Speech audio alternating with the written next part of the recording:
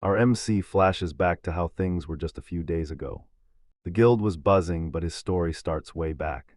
Raised by mercenaries since childhood, he grew up on the battlefield with a sword in hand before he knew any better. He was a mercenary until recently, loving the life, the crew, and the jobs. He hits a new town and one building catches his eye. He spots the local adventurer guild, the perfect place for a fresh start. He's down to leather armor and a lone greatsword. Aside from his gear, he only has.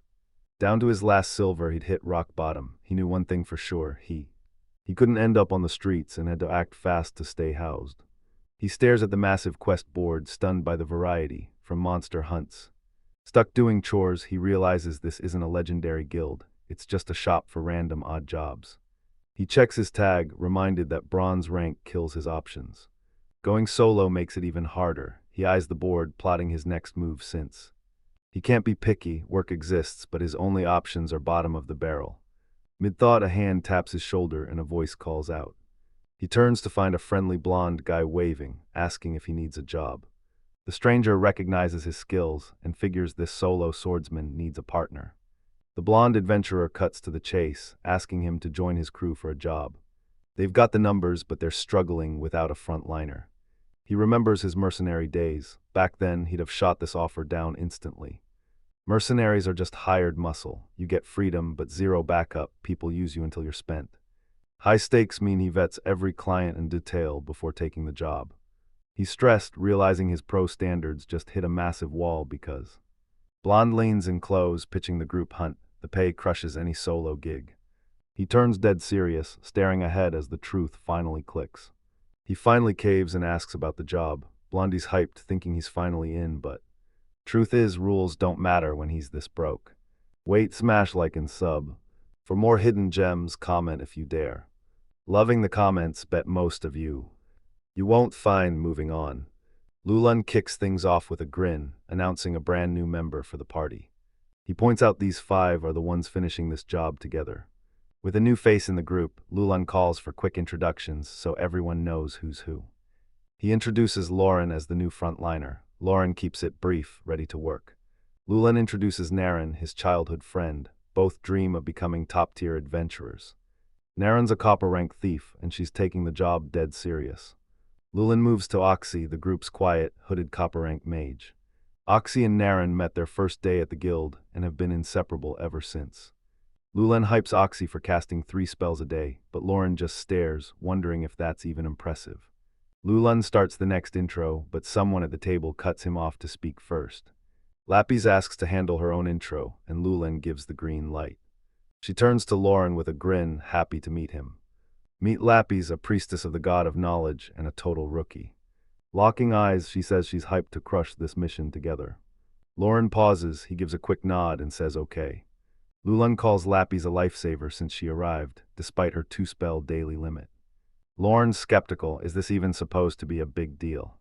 Lulun smugly points to himself, reminding everyone this copper-rank swordsman is the leader.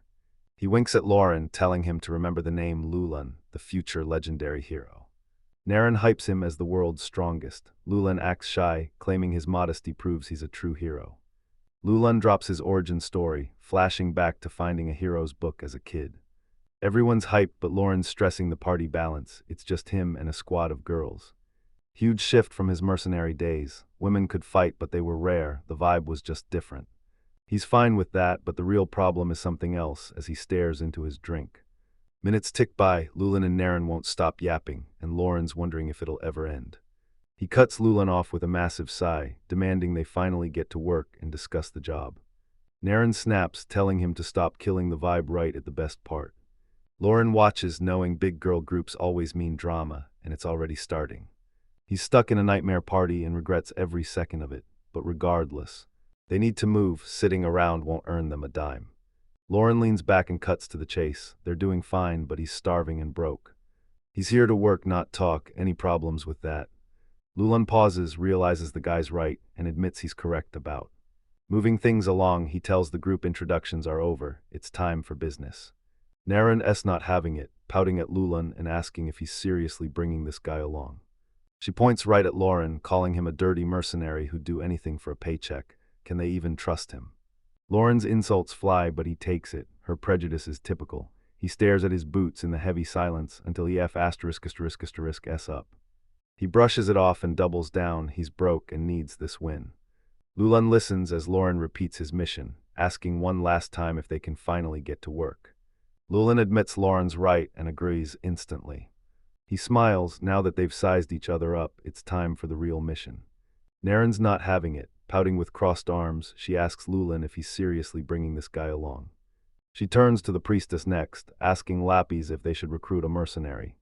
Lapis keeps her cool, processing the situation. She wonders how to explain her thoughts, but she's blunt. She tells the group bringing him is actually a good call. Lauren watches Naren snap, mocking the sheltered church girl for knowing zero about the mercenary life. Lapis brushes it off. Hand on heart, she admits she grew up in the church. She's still clueless about the mercenary life. She flashes a confident smile, insisting she still trusts her read on people. Lauren makes it clear he's not staying. This is a one-time gig, so they'll just have to deal with him. Lulan smiles, offering Lauren a permanent spot. Lauren stays silent, back turned as the group gets down to business as Lulan drops the mission, a goblin hunt. Clearing a pack in the woods 3 days out, standard job. Naren's annoyed. She asks if he means Ein village, and he confirms it. She's already whining, calling the job low-level and demanding the better request. Oxy asks if Naren's talking about the request to scout those new ruins. She shuts him down instantly. No way they get that gig. The guild only gives big jobs to veterans. Naren isn't buying it. She huffs that if they keep settling for scraps, they'll be stuck doing cheap work for life. Lulan stays positive, telling her that crushing these small jobs will finally land them the big-time quests. Lauren cuts to the chase, demanding the exact goblin count, but Lulan just grins, admitting he's clueless. Their only late is a villager who saw them in the woods and bolted, leaving. Lauren's stressed, but Lulan shrugs it off. Numbers don't matter, they're still just goblins. Lauren eyes his armored hand, certain they're no threat. Plan set, Lulan asks if they're ready to move tomorrow morning in the group. Everyone agrees, so Lulan orders them to pack and meet at the east gate. Lauren's down to 3 coins, barely enough for food and a bed. Medicine, forget it. He hits the east gate next morning ready for work, but he's the only one there. He waits by the wall under the guard's watch, wondering if he's way too early. The gate guard stops Lauren, noting he's a new face and asking if he's here for work. The guard calls out Lauren's exhaustion, and Lauren admits he's had 0 sleep. Lauren says he's waiting for a meeting. The guard nods, both hating the early start. Starting a long shift this exhausted is a brutal way to begin. The guard laughs, suggesting they keep talking to snap Lauren awake. He admits he's just killing time on a boring shift, and he asks if it's her first time in Kaffa, making Lauren realize he didn't even know the city's name. The guard stunned Lauren wandered and lost, but Lauren just says it's a long story. The guard brags it's no royal capital, but tells him to remember this solid town. Amazing food, decent people, this is the place he calls home. The guard asks where Lauren slept, and he says he was just around the corner. The guard knows this dump and points to a shop where Lauren likely hid it after work. The guard mentions home, and Lauren realizes he's never had a place to call his own since. As a mercenary, he hopped war zones like a bird that never lands. He can't imagine staying put forever, but still. Standing with the guard, he realizes a hometown isn't such a bad deal after all. Guard spots a figure. Is that Lauren's partner? Lauren clarifies he's just a temporary partner for this job. Lulan waves as he walks up, and Lauren's stunned he's this early. The guard lines in, warning Lauren to ditch that group the first chance he gets. The guard warns Lauren that a pretty boy leading a group of girls is nothing but trouble. He warns him to watch his back. Lauren stares, sensing bitterness over actual advice. The guard cheers him on, but Lauren's focused. Finish this job, then ditch these people for good. Lulan rejoins the group, asking if he's late. Everyone's ready. He gives the word. It's a 3-day trek to Ein village. Lauren's stunned, no carriage. Lulan admits they blew their budget on gear and can't afford the ride. Lauren sighs and suggests finding a cheap shared ride. Lapis agrees. A voice asks if they're struggling. Lauren turns to see a gloved hand offering spare change. Lapis appears with a grin, offering the group 10 copper coins. This easily covers the carriage fare to the village and back. Lauren freezes, staring at Lapis's coins, stunned by the offer and totally unsure. He's speechless, but Lapis says don't be shy. It's just a loan, a favor for now. She grins, knowing she can use him for help later. She winks, calling it a solid investment, before Lauren can even respond. Lulan shouts, waving everyone over. He's found a ride. He snagged a carriage to Ein village for just 5 copper. Lapis grins up at Lauren, telling him it is what it is. Don't overthink it, I'm so. Lauren finally caves and takes the cash. She's thrilled, but he looks completely drained. Cash secured and ride ready, Lapis cheers. It's finally time to move. Lauren's stressed, he's already in debt before the mission even starts. Passing the gates, Lauren's already over it. This long trip is gonna be a total pain. Inside the carriage, Lulan's hyped, telling everyone he's just glad they scored a ride, while Naren lanes in, telling the driver this lift is a massive help for the team. The carriage rolls toward the mountains as Naren rants that walking would have been a total waste of energy. The driver smiles, brushing it off. He's heading home after selling his crops and has the room. He asks if they're the ones. Tasked with the village goblin threat, he rushes them there. Lapis thanks him politely. She thinks if he actually cared about his village, he'd have given a better discount. Lulen confidently tells the driver they'll handle the goblins. The old man thinks they look reliable, but Lauren's stressed. He wanted a solid plan for their arrival, but realizes this crew is just too chaotic. Lauren fixes the carriage cover, and the old driver calls it perfect, thanking him for the assist. They set up camp. An early start tomorrow gets them to the village by noon. Wasting no time, he tells the group he's hitting the sack and bales. Lulan looks at the others and asks if they should sleep too. Naren's finally done whining about her exhaustion and sore butt. Lulan tells Lauren they're taking the night watch. Surprised, Lauren asks if they're pulling guard duty as a pair. Lulan shrugs it off, staying awake is too hard, so he and Lauren will take turns. The Lauren's stunned. Is he actually serious about solo guard duty? He notes common sense requires at least 2 guards or scouts, especially since roads are clear, but camping in the open makes them easy targets. Lauren demands a watch rotation, but Naren snaps, asking if he has a problem with their system. The leader's decided, so she tells him to shut up and fall in line. Ignoring the argument, Lulan asks Lauren who's taking the first shift. Lulan hits the sack, leaving Lauren the first watch. Lauren agrees to wake him for the swap. Lauren stares into the fire, sighing as he starts his solo shift. Suddenly, a strange noise from the tent stops him cold. Cold sweat hits as he realizes what's really happening at camp. Worse yet, high-pitched gasps and moans echo from the tent for everyone to hear. Lauren's panicking. They're wide open, and hearing 2 girls' voices makes him.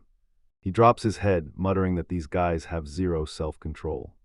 Lauren sits by the fire, realizing his relief isn't coming. Sleep is officially off the table. No sleep tonight. Surrounded by emptiness, he misses his old mercenary crew. He remembers the fireside, eating and talking after a long day of work. They promised each other just survive the next fight. They'd cross paths again eventually. Looking back at the carnage, he knows the odds are 0. He still wishes for it, just to see those faces one last time. A voice asks what's wrong, and he instantly reaches for his sword. He spins to strike, but it's just Lapis, looking shocked she actually spooked him. She apologizes for startling him while he was lost in thought. Lapis nervously tells Lauren the truth. The noise came from the tent right next door. She couldn't sleep a wink, and Lauren nods, totally getting the disaster. They sit in silence by the crackling fire. Lapis brushes her hair back, staying out until she's tired or the neighbors finish up. She glances over, asking to join him by the fire. Lauren asks if all adventurers are like this. Makes sense in this job, tomorrow isn't guaranteed. Lapis stares, wanting to tell him that's not how it works, but she admits this is just a normal part of the job.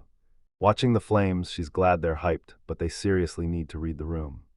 Gods command multiplication, so people think breeding is a holy mission. Lauren's stunned, admitting she never saw this coming. He expected serious priests, but Lapis's chaotic healing proves his assumptions were dead wrong. Staring at the stars, he asks how many gods exist and which one she represents. Lapis serves the knowledge god and corrects him. Gods aren't counted like people, they're pillars. Lauren warns her to watch her step. Some priests get dangerous when people talk trash about their gods. He apologizes, explaining his mercenary upbringing left him uneducated. Lapis listens, then asks why a guy with his background became an adventurer. Lauren pauses, then reveals his mercenary group is history. Lapis apologizes, but Lauren shrugs it off. In their world, this happens all the time. He clenches his fist, win some, lose some. This time his old crew just picked the wrong fight. Lauren says he could have joined another squad and stayed a mercenary, but there's a catch. Broken, stuck in town, he's forced to rely on his only asset, raw strength. Lapis gets it. She confirms his name is Lauren and admits he looks like he can handle himself. She eyes the massive blade, asking if it's really as wide as her waist. Lauren stands behind a massive iron slab, a beastly weapon that dwarfs all other gear. Lapis is shocked he can lift the massive blade, but Lauren warns that in a real fight, you won't always have both hands free. He's mastered swinging it one-handed, left or right. Lauren locks eyes, asking if she wants to see that blade measured against her waist. Lapis doesn't back down, she just grins and says, "Sounds like a plan." Lauren grips the hilt, skeptical they're actually doing this. Lapis sizes up the massive blade, grinning as she asks how it looks, noting she's way thinner than the steel. Lauren keeps his poker face, finally caving and calling her thin. Lauren cuts Lapis off, no doubt about it, his weapon is way thicker than she is. Lapis nods like it's obvious, but Lauren claims her butt is thicker than the blade. Debate over, Lauren looks back as dawn finally breaks. Lapis admits he's right, she was so lost in their talk she didn't even notice the sunrise. Lawrence kicks back by the fire, apologizing for the long night. He figures a priestess wouldn't care for gritty mercenary stories, but Lapis shuts him down, admitting she was actually interested. Lauren's just glad to hear it. Morning chill hits, so Lauren orders a move. Lapis agrees as the rest of the party stirs. Lulan crawls out dazed, shocked it's already morning and wondering what happened to their shift rotation. Lulan wakes and asks why he missed his shift, but Lauren shrugs, "It's over, so don't sweat it." The driver sees them moving and tells everyone to eat fast. The village is just ahead. Lauren stares at the cold ashes, dead broke. Once this job is done, he's finding a real way to make bank. The wagon pulls up and the driver shouts, they've finally reached Ein village. Lapis eyes the massive tree line, noting the forest's insane density and depth. Lauren agrees, certain that's the source of the recent goblin raids. Yellorin hunts for monster intel to start the search, but Lulan's already fired up. He yells for the party to charge the woods right now. Lauren palms his face, stopping him cold. "Wait, kid, we've got business first." The village sent the request, so they have to talk to the locals before the hunt. Lauren stops the group, insisting they see the village chief first to get the facts.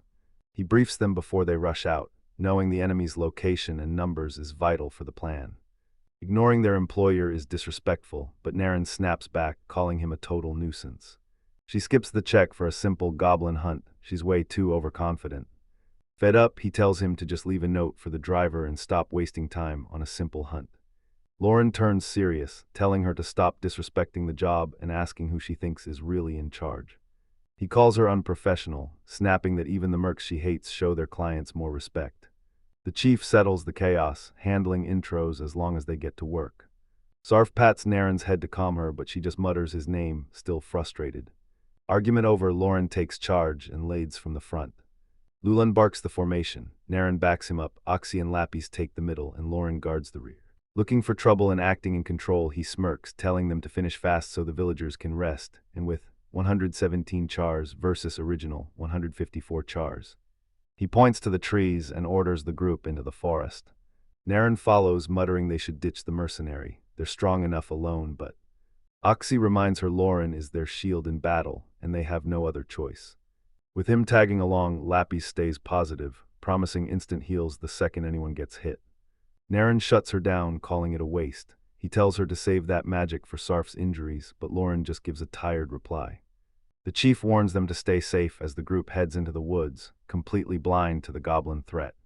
They're supposed to be hunting, but ignoring Lauren's advice leaves them wandering the massive forest aimlessly until the boredom hits. Naren calls out to Sarf as they trek through the dense woods. Lulan spots some nearby raspberries and points them out. Aaron's all in, they haven't had fresh berries in forever, so they stop to pick some. Oxy gets distracted cataloging moonlit grass and fox bamboo, shocked to find such rare materials just lying around. Lapis panics as the team loses focus, demanding they get back to the goblin hunt. She stands ignored and dejected with her snacks while the group does whatever they want. Lauren eyes the mess, muttering they've forgotten the goblins while wandering this massive forest with zero plan. Apis turns to him, sounding pretty desperate as she asks if they're really just going to let the group act like this. Lapis turns, desperately asking if. Lauren crosses his arms and tells her to do whatever, leaving Lapis to wish the goblins would just show up already. She tells Lauren he finally gave up, then asks if he's still secretly trying to make it work. Lauren looks away, his motivation tanking now that this job's a total circus. Lapis admits Lauren's composure is impressive, but she snaps that him calling her you feels disgusting. Lauren hesitantly tries Lapis-san, but she says just Lapis is fine, wondering why he's so unsure. Lauren admits he's rarely used a girl's first name before, so he looks back, telling her she can just call him Lauren if she prefers. Lapis gets fired up, insisting she'll keep calling him Lawrence. Flustered, she flails her arms, insisting it's just how she talks and she's not being distant. Lauren smiles, telling her to use whatever name's easiest. Lapis beams, happily agreeing to keep calling him Lawrence-san. Glowing eyes peer from the dark brush. Lapis senses Lawrence's mood shift and asks what's up, but Naren drops low, signaling a stop. She hears something. Lawrence locks in, sensing the incoming strike. He reaches for his massive sword as Lapis watches in fear. Lulan stays chill, snacking as he asks if it's just some monster. Naren scans the area, certain she heard a voice nearby. Mid-sentence, an arrow streaks from the trees and pierces Oxy's shoulder.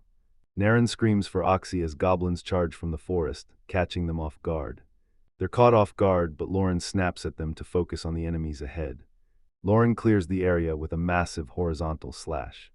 Lapis offers to cast defensive magic, looking worried, but Lauren shuts her down instantly, saying he doesn't need it. Locked in, he cleaves a goblin with one massive swing. He scans the tree line, searching for the hidden archer. Lauren's sword is useless at this range. He needs a dagger. Another arrow whizzes past, barely missing as he charges through the chaos. A goblin screeches. Lauren grumbles. His last hit was way too shallow. Lulan curses the fleeing goblins, asking if they really think they can escape. He roars they won't escape and orders the chase. Lauren steps up, knowing his word carries no weight, but he wants to stop before they go too deep, but Lulan snaps, reminding him that they're here for total extermination. He yells that the job isn't finished if even one nest survives, and Naren backs him up, getting in Lauren's face to ask why a mercenary is acting so important. Before bolting, she yells the leader's word is law, shut up and follow. Lauren glares as they leave. Destroying nests wasn't part of the deal. Lapis steps up, pointing out the group already ditched them. Lauren nods, looks him in the eye, and makes her stance clear. She's staying put. The other team already has a mage, so she's better off here. She clings to Lauren for safety. Lauren just glares, asking if she's sticking to that story. Lapis smirks, telling him they'll leave it at that. Lauren spots a trail of goblin blood. Tracking it will be easy. Lauren asks Lapis for a reality check. How strong is this party really? He's laser-focused on the leader's sword skills because he knows the drill. Goblins breed with anything and mature way too fast, but alone, any regular guy can take them down, and they're total morons. Their weapon is their numbers. Lauren knows if you can't wipe them all out at once, strategy is everything. But look at how they're acting lately. They're so slow to catch on, he's starting to think they have no plan at all. He turns to Lapis and asks again, how strong is the leader really?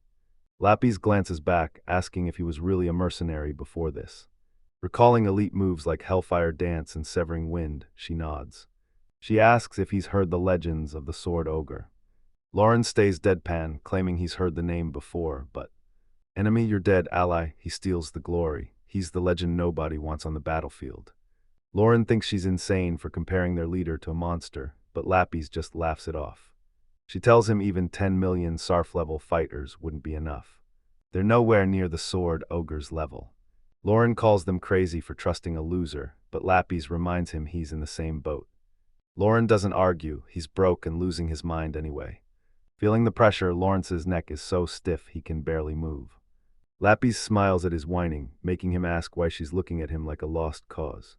They reach the spot and Lulan points to a dark opening in the rock, the goblin nest. Blood trails lead into the hole. Lauren notices the passage is cramped, barely fitting 2 people. Mood ruined, his massive sword is useless in this tight spot, so he asks to skip the whole thing. Naren shuts him down, go home if you want, but forget the reward money. Lulan calms Lauren, says it's just a goblin, and tosses him a backup weapon. He pulls out the chipped short sword from earlier. It looks like total junk. Lauren sighs and grabs the junk blade. It's trash, but better than entering the cave unarmed. Lulan takes charge, ordering Oxy to prep a light spell, while Neuron guards the perimeter. Facing the dark cave, the squad's ready. It's time to head in and Oxy steps up and raises her staff, flooding the entrance with a blinding light spell. Lauren's unimpressed. Why waste mana on light? Just use a torch like a normal person.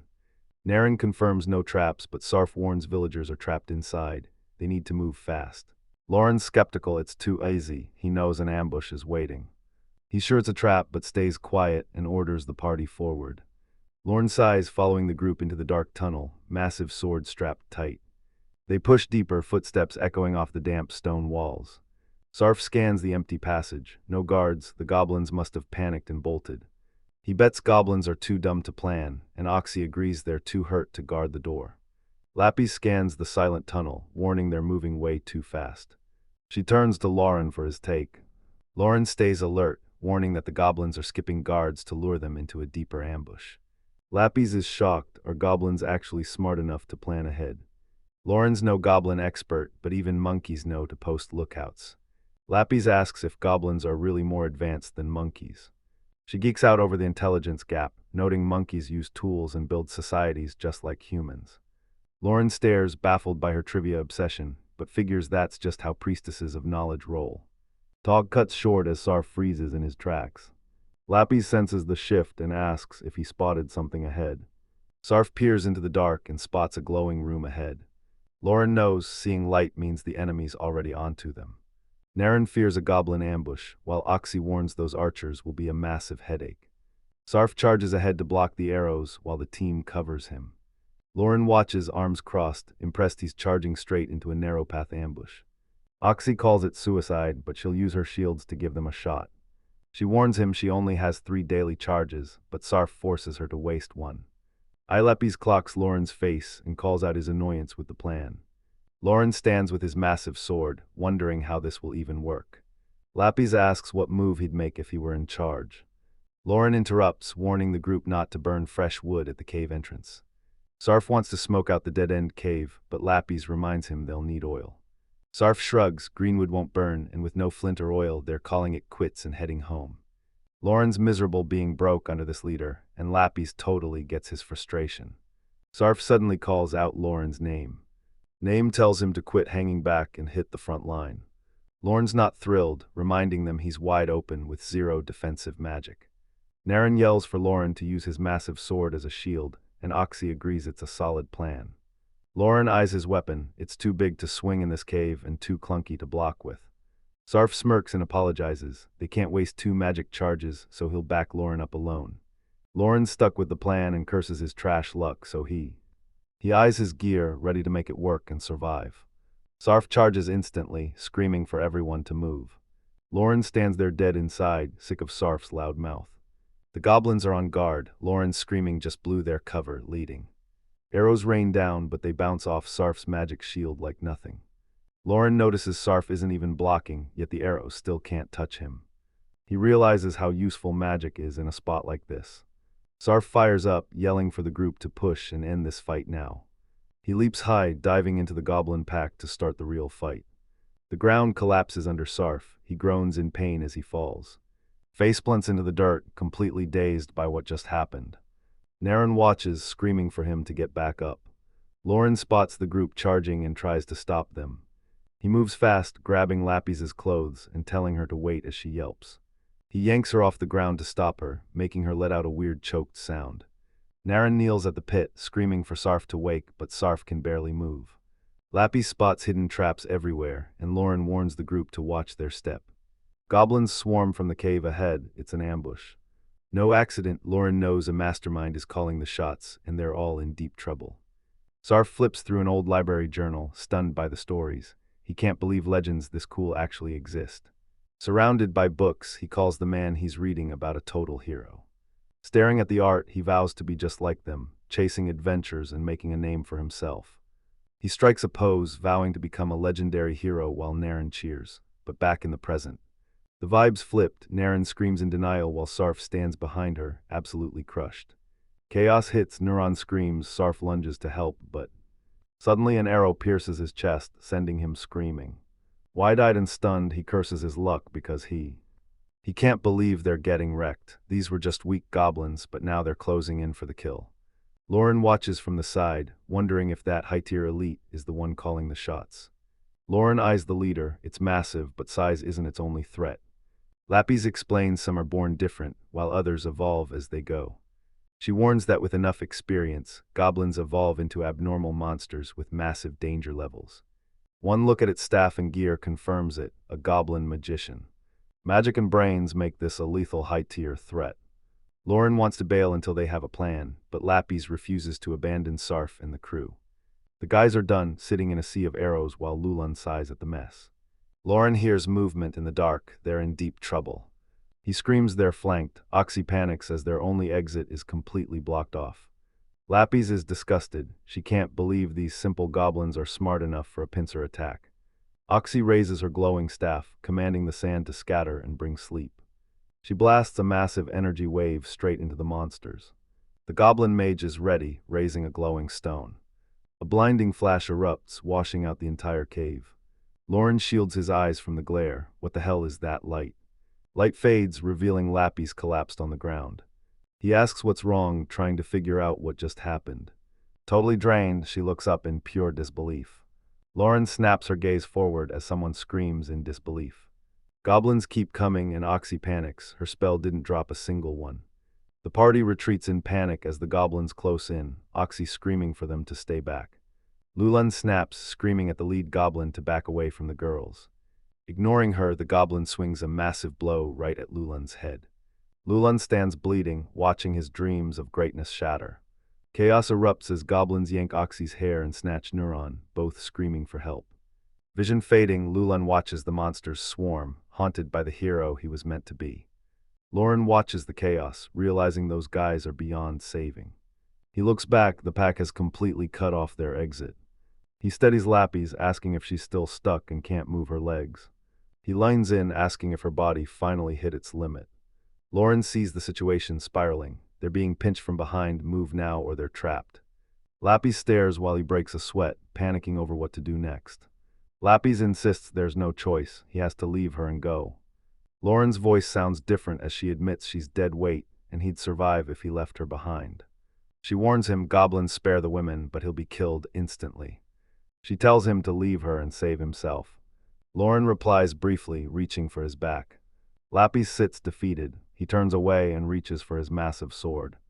Lapis tries to speak, but Lauren shuts her down. He gives a final warning, watch out, or she'll bite her tongue while he handles this. Lapis shuts her eyes, hand over her heart, and explains she belongs right by Lauren's side. Fired up, she clenches her fists and vows to stay by his side. Winking with a smile, she holds up a finger and offers a favor. He might just be the one helping her later. Lauren sighs, tucks her under his arm like a sack of grain, and warns her it's about to get rough. He steps toward the light, knowing it's a total gamble. He draws his massive blade with total focus, shouting they've got the goat for it. Goblins screech and aim their bows. Arrows fly, but Lauren blurs and dives into the fray. He grips Lapis and barrels through the first wave without slowing down. Lapis gets slammed around, groaning as she forces herself to hang on. Lauren's retreat is blocked, she has to charge straight through the front. A goblin mage blocks the only way out. Lauren locks in and screams as he dives, but right as he makes his. The mage unleashes a massive fire blast, tearing through the air. Lauren spots the fireball, it's moving way faster than expected, so head down, he charges the hooded creature anyway. Goblin aims another spell, but Lauren screams he's too late. He launches full speed across the gap and, tucking Lapis tight, they sprint for the light. Lapis clings for life, telling Lauren to ditch the cargo. She groans as they push on. Lauren snaps at her to save her breath while he pushes on after their narrow escape. They need distance before goblin reinforcements arrive, but he realizes his only move sent him charging deeper into the cave, straight away from the exit. Lauren pushes forward, but doubts if diving deeper into the dark is a mistake. No turning back now, he just has to pray for an exit ahead. Otherwise, they're both finished. Sprinting through the tunnel, Yellorin grumbles, this job is way more trouble than it's worth. Lapis is amazed by his speed in the dark, but Lauren tells her to shut up and focus. She hates being carried like a sack of potatoes, so Lauren snaps, telling her to shut up while he fights for his life. Lapis knows Lauren's right about the danger, but she's still not feeling it. She speaks up and suggests a new plan. Lapis is shocked by the magic, but Lauren only cares if the path is visible. She snaps at him to stop hauling her around like gear, so Lapis clarifies she isn't asking for a Princess Carrie. She demands a piggyback ride just to get comfortable. She pauses, asking his thoughts on the switch. Lauren agrees it's faster and hops on his back. Pushing through the dark, Alapis speaks up again. She lines in close, thanking him for the save. Lauren's voice resets, leaving her wondering why she keeps switching it. Lapis leans in, asking the real question, why'd he even save her? She calls him out for ditching the team to die, yet returning just for her. Lauren plays it cool, calling it a lucky whim, plus, he still owes her that copper coin. He tells her to pick any reason and move on, but Lapis asks if he's a good guy, but he shuts her down. A nice guy wouldn't ditch his team. She doesn't care, he saved her, so she'll always see him as a good person. Lauren lets her do whatever, and she beams while clinging to his back. Pushing through the dark, Lauren revisits their earlier talk. He asks about her polite tone, wondering if that's the real her. Lauren keeps moving with Lapis on his back, but he's suspicious. Why did her body suddenly freeze up?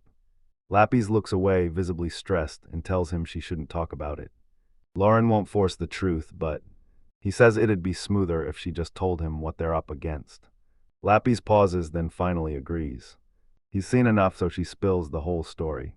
She asks him point-blank, how much does he really know about the demonkind? Lauren's blindsided. He echoes the race's name, wondering why she's even bringing them up. This world is packed with more than just humans and demihumans. Demons are just one of many races. Their reputation is total trash. Demons are physical beasts and magic pros who only care about themselves, so they'll do anything to win, ignoring who gets hurt. That's why everyone treats them like the bad guys. Reputation aside, humans act the same way. It's all about the individual. Lauren remembers an old merc's warning, never judge someone just for being a demon. Worse, every church hates them for refusing to believe in gods. They look like normal people, except for those deep purple eyes. Demon kings might terrorize the world, but not all want to rule it. Lapis leans over his shoulder, asking if that's the race he's picturing. Lauren locks in, dead serious, asking for the catch. Lapis smiles, revealing she's one of them. A stunned Lauren asks if she's joking. Lauren argues she's a priest, and her eyes aren't even purple. Lapis rejects love and peace, joining the god of knowledge only for their shared goals. That god's only rule, never stop learning. She wields holy arts and sorcery because her god treats magic as knowledge. Huge, since most other gods block magic entirely. Lauren finally realizes the secret behind her light spell. She's pulling double duty as both priest and mage. He asks if her god's followers share that power, but Lapis says they're incredibly rare. Nobody even comes close to her. She smugly claims it's common sense. Demons are far superior to humans. Lauren admits she's right. If anyone could master both magic and holy arts, everyone would flock to her god's priesthood. He wonders why a demon would even bother being an adventurer. He thought demons only hid in the central mountains. Fortresses physically impossible to enter or escape. They avoid other races just because their home is isolated. Lapis reveals demons roam the world constantly without getting caught. Lauren's stunned, but they look human, so if they're careful, people just think they're talented. The obvious ones stay home. Sometimes they emerge with self-imposed power limits, but Lauren's baffled so. Lapis explains her situation, grunts, and moves her arm past his face.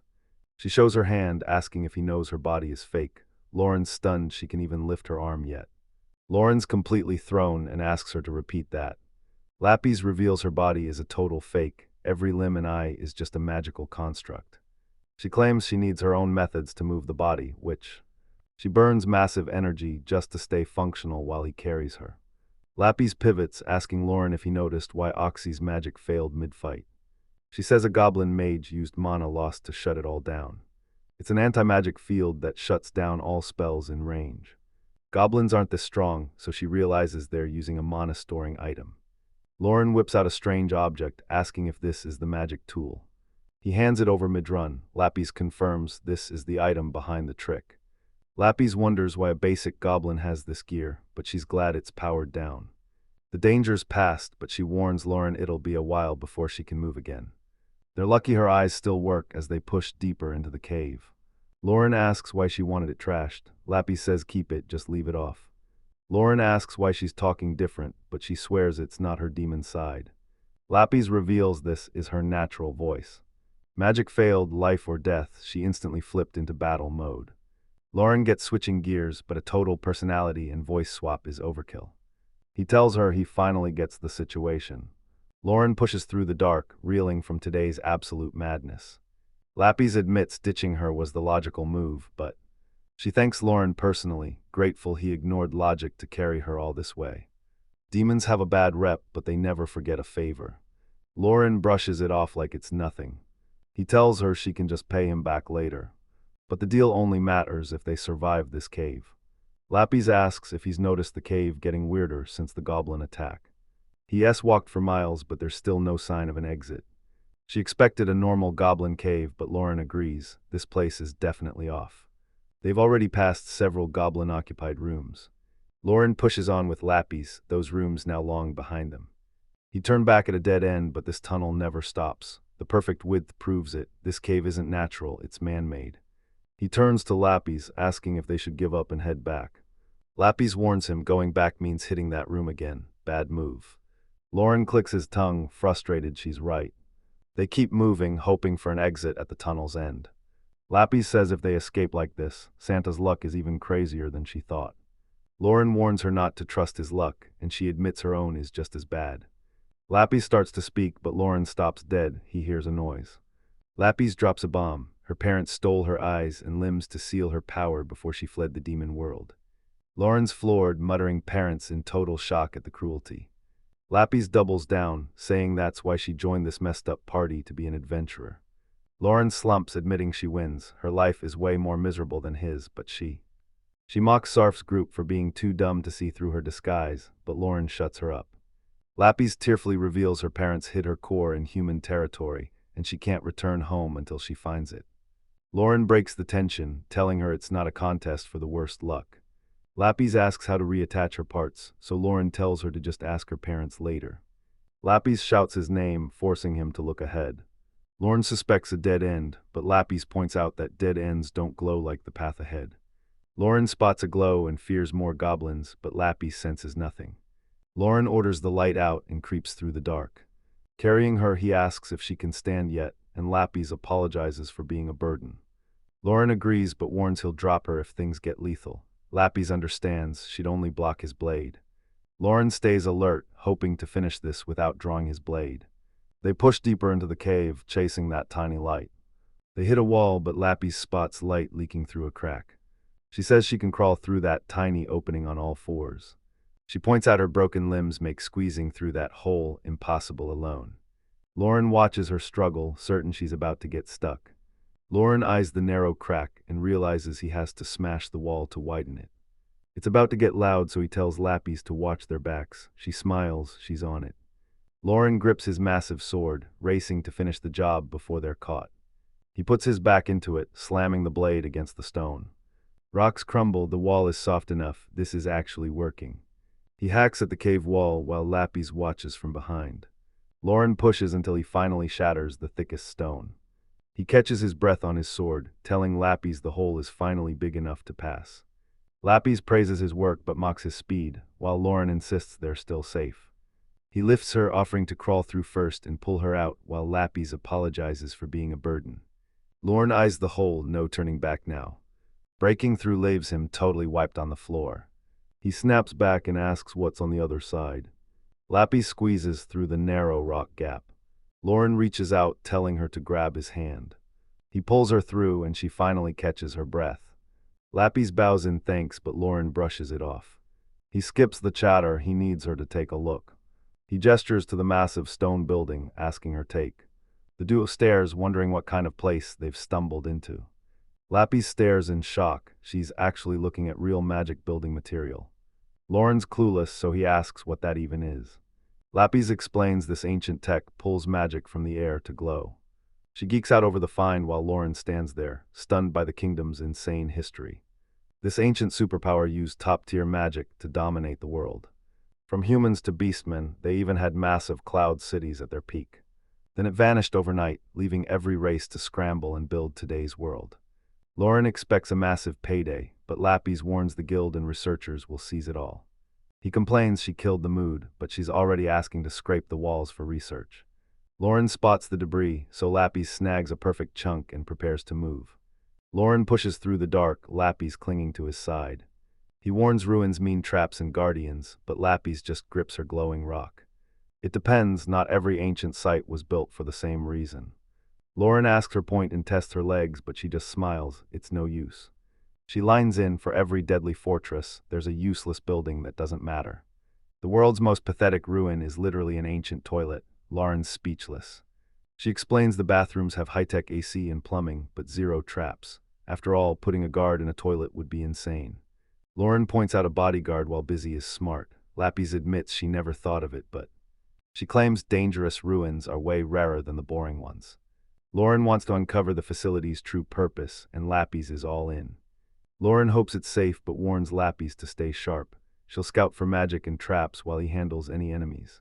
He reaches for his hilt, praying his heavy blade is enough for whatever's lurking in the shadows. If things go south, fighting through that goblin horde is suicide. Best case, they sneak out unseen. Lappies admits she's not lucky, and Lauren agrees nothing ever goes his way. He doesn't believe in gods, so he's not praying for a miracle. Lauren's hand blurs to his blade, catching Lappies completely off. She freezes, stunned by his sudden shift. She tries to ask what's wrong, but Lauren shuts her up instantly. He glares into the shadows, sensing movement. Something's coming, he whispers. Lappies clings to his back as he readies his massive sword, waiting for a target. Lappies can slow them with magic, he just needs to signal when he's ready to move. A voice calls from the dark, shocked to see a scary-faced guy carrying a girl. The strangers shout in shock, how is someone in these untouched ruins, or are they just seeing things? One guy jokes if he were hallucinating, he'd see something way better than this. An old guy checks their body heat, they're human, but they picked a brutal place to get lost. He spots a silver tag on Lauren's gear, she's a high-ranking silver adventurer. Chuck laughs, asking if they stumbled into the ruins while fleeing from goblins. He's cracking up, telling Lauren his luck is total trash for ending up here. Lauren stares back, his party was wiped out, but as the sole survivor, he thinks he's lucky. Chuck stays cocky, but Nim the elf is fed up. She yanks his ear and blasts his garbage attitude. Chuck screams as his ear nearly rips off, but she snaps. If he won't listen, he doesn't need ears. First is Chuck, a silver rank thief who's clearly pissed, but beside him is Nim, a silver rank archer who's way more composed than her teammate. Next is Ritz, a silver rank swordsman who looks totally exhausted, while silver mage Kurtz is way more relaxed, surprisingly friendly for a veteran. Kurtz catches Lauren staring and asks if it's his first time seeing a real elf. He laughs it off, calling it fair since Nim's a beauty, but she threatens to poke his eyes out if he doesn't shut up. Old man jokes he's dying anyway, but admits going blind would suck. He stops as Chuck rants about them showing off for the rookies. Ritz takes charge, he gets the situation, but they're mid-job and can't escort Lauren and Lappies out. Nim asks if they've heard anything about the ruins near Ein Village. Chuck grumbles, wishing they picked literally any other job. Lauren processes the news, eyes the group, and asks if this is for real. Chuck cuts in annoyed, asking if they're really standing inside the newly discovered ruins. Untouched ruins are a deadly gamble with a massive payout. They wanted easy cash, but a rival party just crashed the job. Kurtz is exhausted. He explains they're racing for the best investigation. Winner takes the cash, so they're sprinting. Lauren hears them out and agrees. He won't get in their way, so he asks for the exit, telling the vets he and Lappies will handle the rest. Ritz's face drops with bad news. He mentions the exit, leaving Lauren baffled until Ritz finally cracks, admitting his group doesn't know the way out either. Lauren stares in shock. He tells the guy his situation is a total nightmare. Ritz snaps, telling Lauren they didn't slack on the map or forget the way back. Lappies looks down, guilty that her face betrayed her reaction to the bad news. Ritz feels the vibe shift. He and Lauren lock eyes, the tension mounting. Lauren asks Lappies if he's being rude, or if his face just shows how bad things really are. Ritz is a total wreck. After that disaster, he can't even look his team in the eye. Lauren brushes off the tension and asks Ritz why the veterans actually got lost. Ritz sighs, holding his head. They aren't just lost, they fell right into a hidden pit trap. Recalling the fall, he scowls and blames Chuck for missing the trap.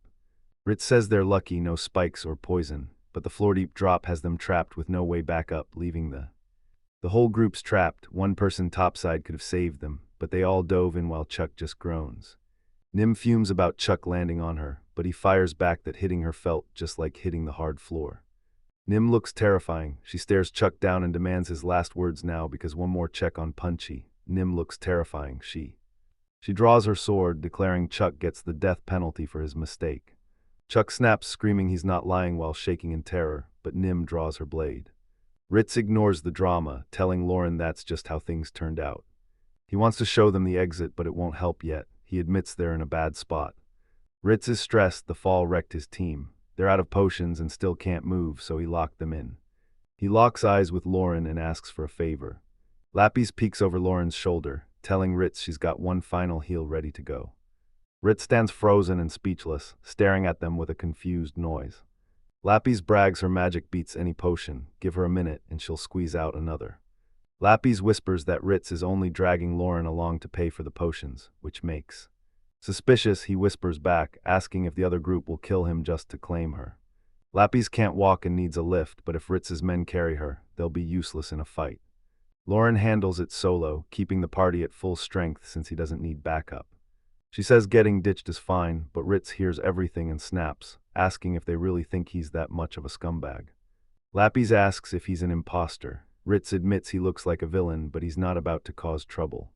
Nim stands over a beaten Chuck, warning them, if they ditch Lauren for the girl, she'll kill them on the spot. Ritz gets serious. His only condition is Lapis using her magic on command. In exchange, they're joining his party until they escape these ruins. Lapis takes the deal instantly. She's in. Ritz smirks, sealing the deal. He's sticking with them until they escape the ruins. Lauren hoists Lapis as the squad finally moves out. Lauren nods, signaling he's on board with the situation. Ritz rallies the party. It's time to get back to work and keep exploring the ruins. Lauren sighs, praying the rest of the trip stays chaos-free. Watching them go, he doubts their chances. It's a long way out. Walking the quiet hall, Lapis suddenly calls his name. Leaning over his shoulder, she asks how his arm burn is holding up after the fight. Lauren brushes it off, telling her it's no big deal. Ritz's crew patched him up, but Lapis warns him to speak up if the pain gets too intense. Lapis whispers she has 2 divine arts left, saving one just for Lauren. Lauren lied about her last shot to keep a hidden ace, but lying in a deal feels shady, but he's pushing forward anyway. He's got no choice. Until they escape, he's stuck with this silver-ranked crew, meaning their lives are bound until the mission ends. Ritz speaks up, something seriously off about this place. Ruins this old should be crawling with golems and undead yet. So far, they've only found targets already taken out. Something's off, not a single dungeon guardian has appeared, so. Lauren asks if they shouldn't be happy things are finally going easy. Ritz snaps at Lauren, stressed as he warns her that guardians definitely appear here. Lauren points out they're in the right spot, but for some reason, they've seen nothing but goblins. Lapis jumps in, asking if the goblins came from outside through more wall cracks like the one they fell through. Ritz says impossible. The ruins were sealed tight until just days ago. Breaking the seal took a whole mage squad, meaning the original guardian is still trapped inside. Deeper in, he notices there are 0 traces of other monsters, only goblins. Oikert thinks the guardians died of old age or fell to goblins, but wonders why there are no remains. The mage says it'd be different if they only faced bodiless ghosts or undead. If that's true, this ruin is unique. Now he's wondering what was the point of it all. Lauren stares ahead, realizing this simple ruin raid just got way more complicated. Ritz says the ruin's history can wait because biggest hurdle reaching the upper floors. Lauren freezes, grabbing his sword. He warns the group more goblins are waiting just ahead. He tells Lapis to hop off so he can fight, but she taps his shoulder and says it's fine, refusing to get down yet. Ritz tells Lauren to watch the rear while the others handle the front. Lauren agrees. Ritz spots only 7 enemies. This'll be a breeze. Kurz offers magic backup, but Chuck refuses, claiming he'll end this in seconds. Goblins scream from the shadows as the fight erupts. Ritz tanks the hit, stopping the goblin cold. Chuck blurs in, slashing 2 down before they even blink. The rest of the pack drops. Nim snipes the straggler, bow ready, leaving. Chuck wipes his brow and catches his breath, satisfied with the easy win. Lauren and Lapis watch from the back, praising the group's insane coordination. Chuck smirks, dismissing the praise as not even worth mentioning. Kurtz reminds Lauren they're silver rank for a reason. Lauren smiles, apologizing for being rude again. He's reeling from the insane skill gap between ranks. Ritz carves into a dead goblin and calls Lauren over to see. Ritz shows the goblin ears, proof of the hunt, even if they failed to clear the nest. Use these as proof to claim a reward for every goblin killed. Lauren asks if he's sure. To a high-rank party, this loot is just worthless dead weight. Nim's shocked the greedy Ritz is paying up, while Chuck jokes about bragging to the boys. Ritz snaps at them to shut up, claiming he's finally looking out for his juniors.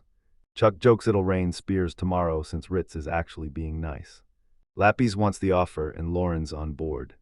Lauren grabs the bag, it's packed tight and way heavier than expected. Seeing the massive haul, he feels awkward taking so much. Blood's already soaking the cloth and the stench is turning foul. Ritz eyes the corpse, cursing the endless goblins as they wrap up.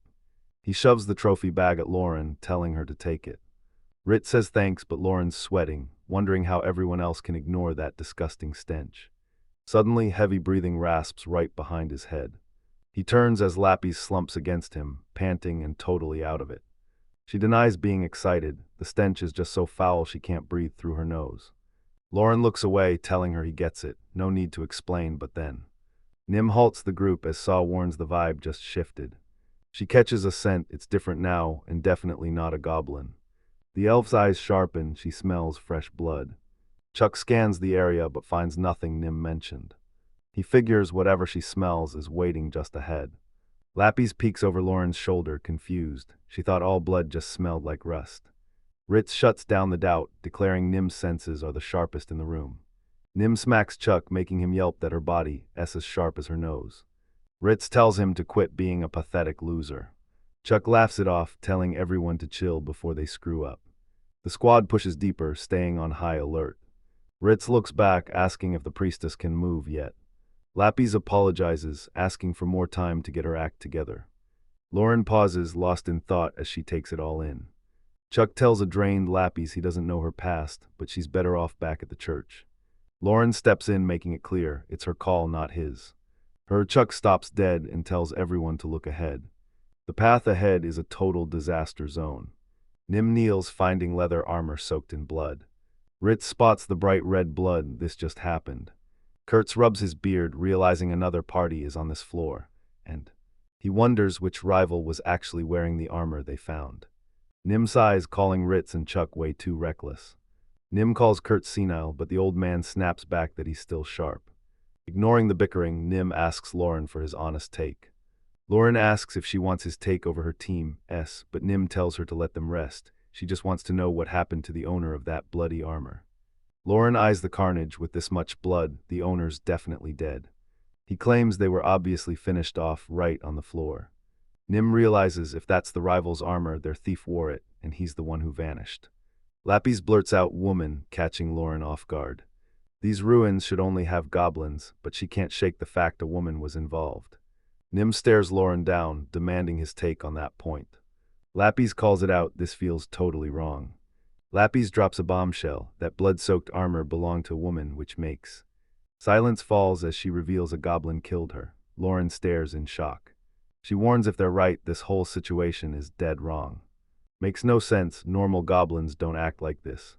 Nim looks serious, admitting she's got a bad feeling about this too.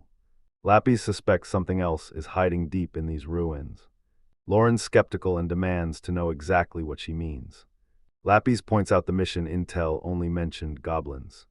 Goblins don't kill women right away, they keep them alive. Those monsters don't just kill, they use them in sick, gross ways.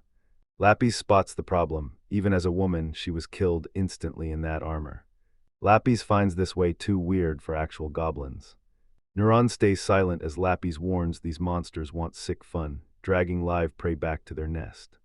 Lauren sighs, realizing she's right about how these things act. Something way worse than a goblin lurks in these ruins. Nim asks Lauren if he remembers the path from the wall crack where they met. Lauren says it was a straight shot the whole way. Nim pauses for a second, then it finally clicks. He warns Ritz something's wrong, urging them to bail and regroup. Ritz panics, telling the group to wait. Ritz admits things feel off, but those bones aren't proof. They can't retreat on a hunch alone. Running back to town over some bloody armor makes them look like total amateurs.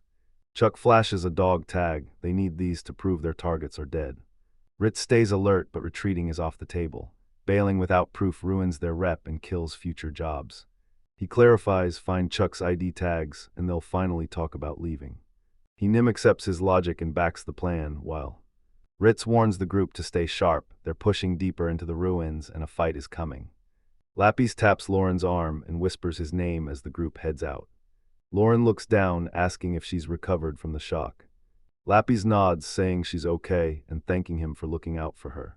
Ritz checks Lapis. Has she stopped shaking and is she ready to walk? She's fine. Lawrence's back was comfy, but she refuses to be a burden. Chuck notices and smirks, asking if they're actually a couple. Lauren tries to shut it down, but Lapis smiles and tells Chuck it's a work in progress. Chuck cracks up, telling Lauren he's impressed Nim scored a top-tier girl, right before Nim decks him. Looming over him with a glare, asking if he's trying to lure every monster in the ruins. She warns him to shut up, or she'll kill him before the monsters can. Ritz ignores the drama, telling Lauren his hands are free to join the fight. He covers the rear guard, and Lapis is already set to back him up. Lauren guards while Lapis scans, finally back to normal. Lapis glows with excitement, telling Lauren this is a rare experience for him. She notes they're joining a high-level ancient ruin hunt, a mission way above a copper rank's pay grade. Lauren's stressed, shouting her name and asking if she realizes how dangerous this spot is. Lapis leans in with a fake pout, calling him way too scary. It fails. Lauren calls her out for the obvious acting. She clings to his arm anyway, whining as he tells her to get off. Lauren watches the group leave while I sweat, hoping no one saw that. He tells her to chill and hold back, ruins or not. Lapis sighs, realizing she's got no choice. Scanning the area, she finally asks about their mission and destination. Ritz is scouting the ruins while tracking the other team, but he can't decide which mission takes priority. Lapis nods, soaking in the info. They already fell once, so she suggests heading back to the pitfall trap. Ritz isn't buying it. He stares her down and demands to know why. Lapis confirms the pitfall is a trap for intruders. No instant kills. She realizes this entire floor is just a trap to handle anyone who falls in. Ritz realizes the builders left monsters down here to finish off anyone who falls. He still doesn't get why anyone would build such a trash system. Lapis stays cool. She doesn't know the history, but says every civilization shares the same mindset. Nobody cares about trespassers, so the design is rigged to be a nightmare. Lapis turns serious. This place has a hidden purpose. The team's exhausted, but she tells them to shake it off. This floor is a total bust. She warns that wandering here is a waste of time if they want to find ruins. Ritz questions returning to the fall site, but Lapis knows there's a hidden path for maintenance or body disposal. Lauren watches, certain an exit is close, making. Ritz agrees it's their best shot, but Chuck whines they saw no door when they landed. Lapis knows builders don't leave obvious exits for intruders. It's definitely hidden. Chuck insists he would have noticed if something was there. They stare him down, calling his bluff. He's got nothing. Ritz calls it. They're heading back to the fall site to start the real search. Kurtz pulls out his map and checks his notes to confirm his findings. Not that way, he points to a dead end, ruling it out.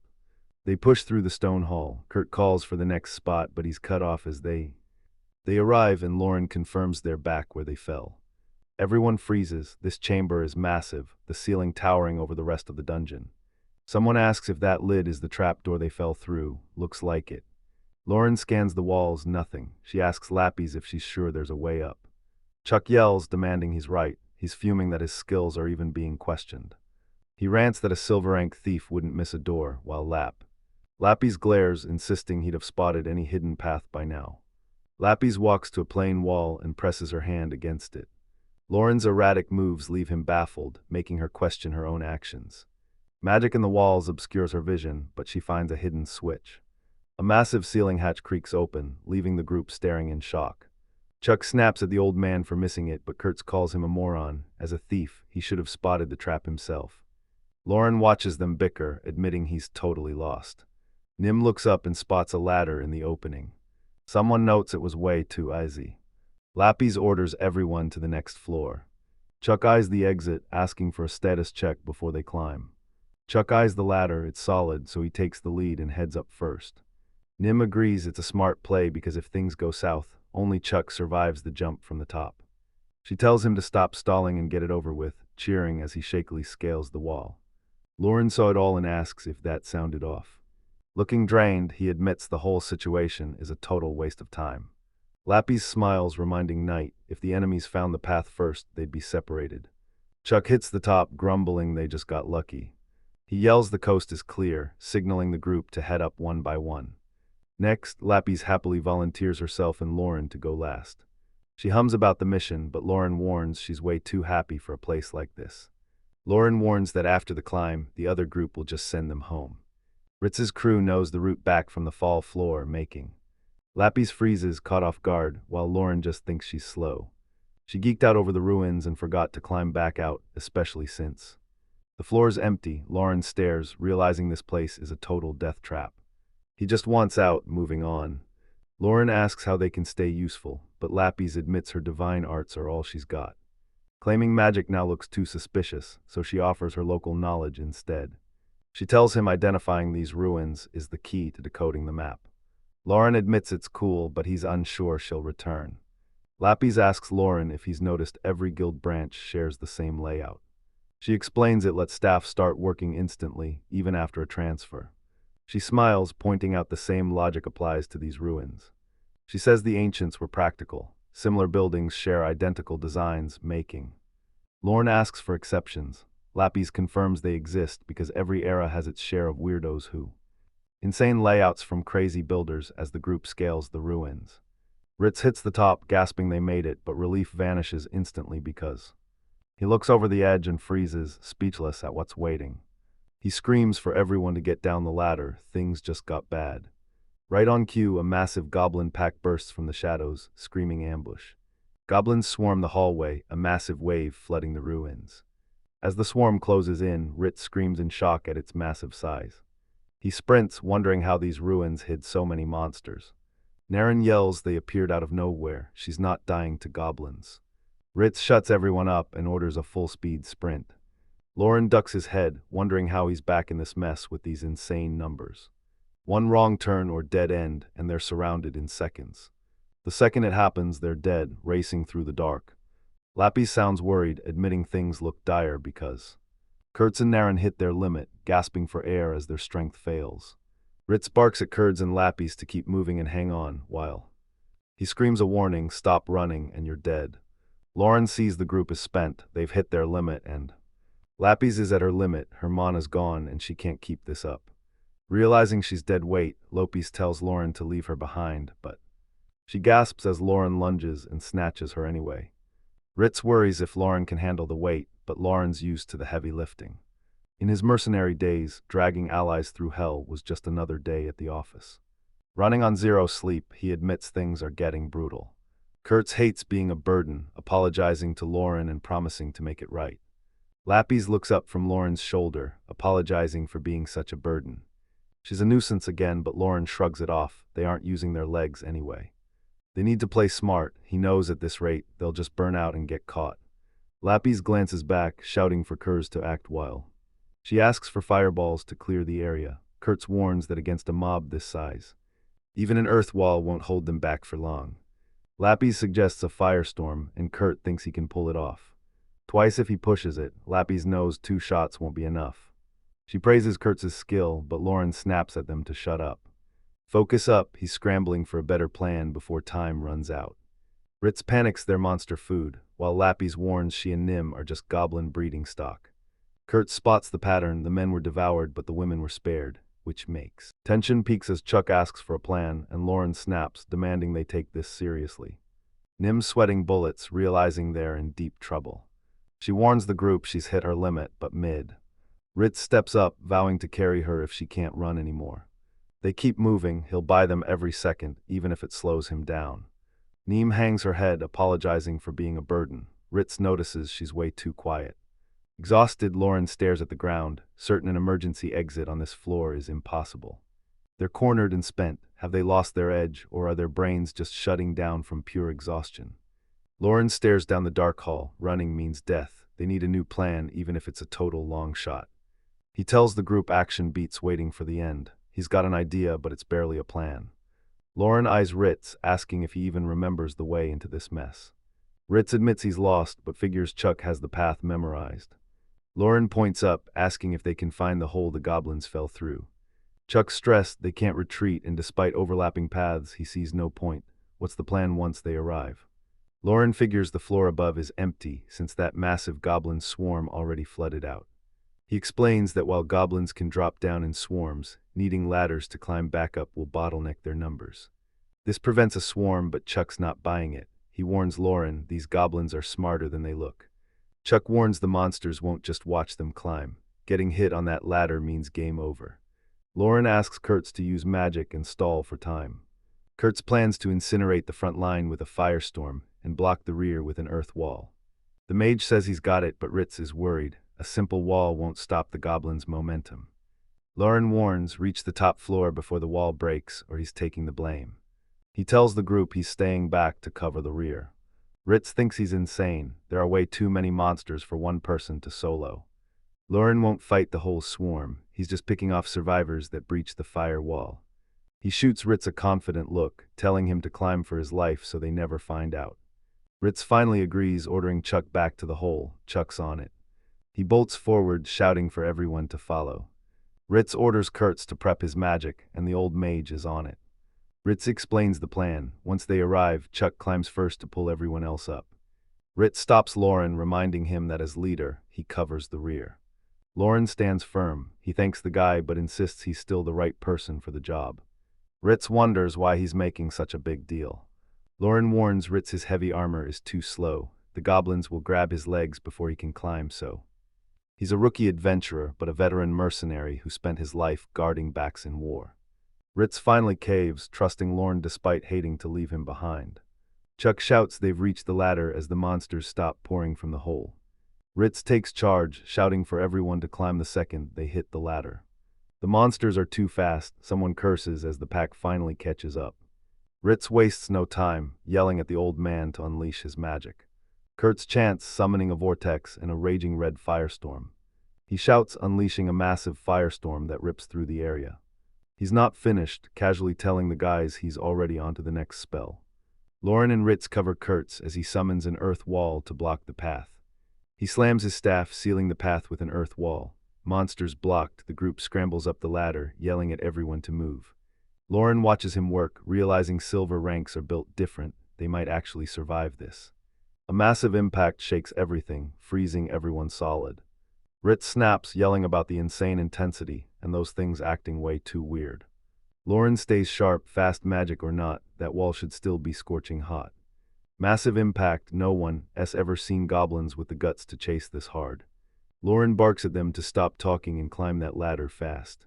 A fist shatters the barrier, clocking a goblin square in the face. Lauren gets serious, throwing a heavy punch to block the gap. Ritz yells for speed as the old man snaps back. He's doing his best. Surveying the chaos, Lauren knows there's no running. It's time to fight. Up top, Chuck scans for enemies, sweating and praying no one else is waiting. He reaches from the ledge, shouting for Nim to get up fast. Chuck yanks Nim onto the ledge, sighing in relief since. Nim hunches over, gasping for air after that close call. She thanks Chuck, but he shrugs it off, asking if the priestess is next. Below, a guy yells for them to shut up and move. Staring into the dark tunnel, he realizes this level is just as bad. Lauren's still below holding the line, screaming up to see if they're done. Lappy struggles up the ladder, shouting she's almost at the top. Nim pales, pointing ahead and screaming for Chuck to look. Chuck snaps, teeth gritted as more of those things keep appearing, so. Lappy's backs up Ritz while the old man readies his final magic shot. Lauren guards the tunnel entrance, shouting for Ritz's team to climb while he stalls the monsters. Pressure's mounting, the enemies are endless, and he's barely keeping his footing in the gore. Catching his breath, he realizes something is dead wrong. He realizes the floor should be covered in way more bodies. He knows he's killed way more goblins than these few corpses. He remembers them falling from the ceiling, crushed and trampled under their own weight. Meaning a mountain of dead monsters should be right in front of him. When he first arrived, the floor was spotless, not a single body in sight. Lawrence stands there confused, looking up just in time to see. The dead monsters are dragging themselves back up.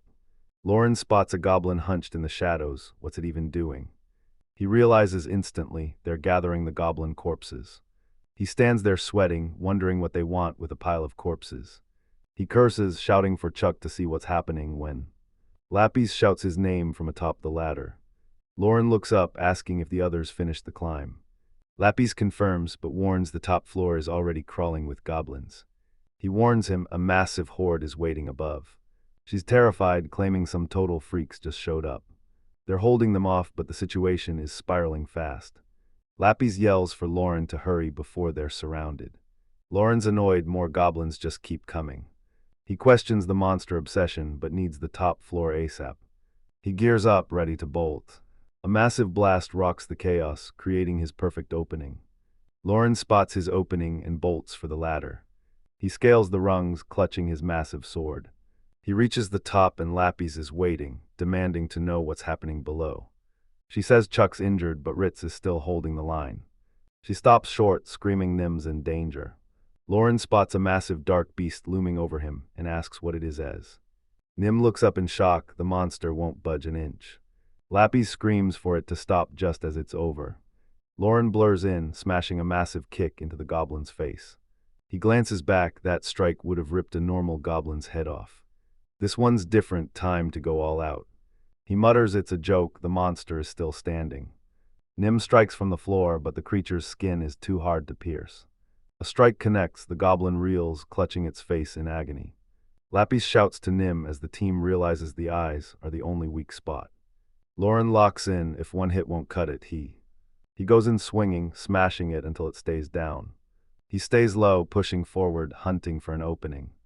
Lappy screams his name, warning him another monster is still lurking. Caught in a nasty grip, Ritz orders the bastard to let go. The monster squeezes harder, nearly snapping Ritz's bones. Lauren asks where his magic went, and Kurtz yells he's empty. Kurt's drained, he blew everything on that last guy, so even basic spells are off limits. Lauren curses their luck, things are spiraling and he knows it. Monsters roar, filling the room. I tower over the struggling group. Ritz explains the monster's ambush. Arrows failed and Chuck got tossed, saving Nim, right as Lauren arrived. Nim looks down, apologizing to Chuck and taking the blame for the mess. Chuck tells her to quit the gloom and heal him fast so they can get moving. Lauren asks Lappies if she's figured out what they're dealing with. Lappies eyes the dark ruins. She's got a theory, and if she's right. They wander into nasty ruins, but Lauren just echoes the warning, questioning the danger. Eitritz is totally spent, but Lappies has something to check. Ritz asks why not follow her, but Lappies says they have no choice. Investigation aside, if they don't put this place back to sleep fast, things are gonna get way worse. Ritz yells to move now. Lappies warns that the next attack is coming any second. Ritz is panicking. If that black goblin returns for round 2, they're finished. Lappies leans in, offering Chuck her divine arts. Chuck says he's fine, the meds are finally working, even if he's still wobbly from that headshot. Lappies isn't buying it, warning him to see a doctor for that head injury, but Chuck just smiles and thanks her. He'll follow her lead if they survive, but Ritz doubts he can even stand. Chuck tells him to quit the dumb questions, he's got this. He tells Nim to just say the word, but she's worried he'll overdo it. Chuck reaches out, assuring her he's not as messed up as he looks. He claims he only blacked out for a second because that monster got lucky. He tells her not to worry, he'll be moving just fine when the time comes. Kurz is beat and out of mana, making him useless for the rest of the fight. Chuck tells the old man to relax, no one blames him for running dry. Ritz admits Kurtz saved their skins, but they need to keep moving. Lauren takes point, gliding through the ruins like he's memorized every inch. Lauren wonders about those creatures' tough skin and bones, asking Lappies if they were actually high-level goblins. Lappies suspects a hobgoblin, but figures it's just a regular one that grew massive. Lauren's skeptical, he asks for another theory, since size alone doesn't explain it. Lappies asks if he noticed anything else weird mid-fight. Lauren notices goblins collecting their dead, and he knows they aren't just hungry. There are way too many and the vibe is off. Lappies agrees, these goblins aren't normal. Lappies claims only goblins live here, catching Lauren off guard as he demands an explanation. Walking along, Lappies asks if he knows about alchemy or making medicine. Lauren knows the jobs and saw the work, but he has zero friends in the field. Lappies shrugs it off, pivoting to the animals used in the researchers' experiments. Lauren realizes she's talking about mice used for drug testing. Lappies asks why they use mice. Lauren points up, asking if she really expects a merc to know random facts. Lappies smirks, calls it useless trivia, then dives in anyway. She explains mice are the go-to test subjects because they breed so fast. Plus they mature fast and breed like crazy. Lauren connects the dots. Rapid growth, insane breeding, it's all finally clicking. Lauren connects the dots as Lapis asks if any other monster fits the description. It finally clicks. Shaken, he asks if she's actually talking about goblins.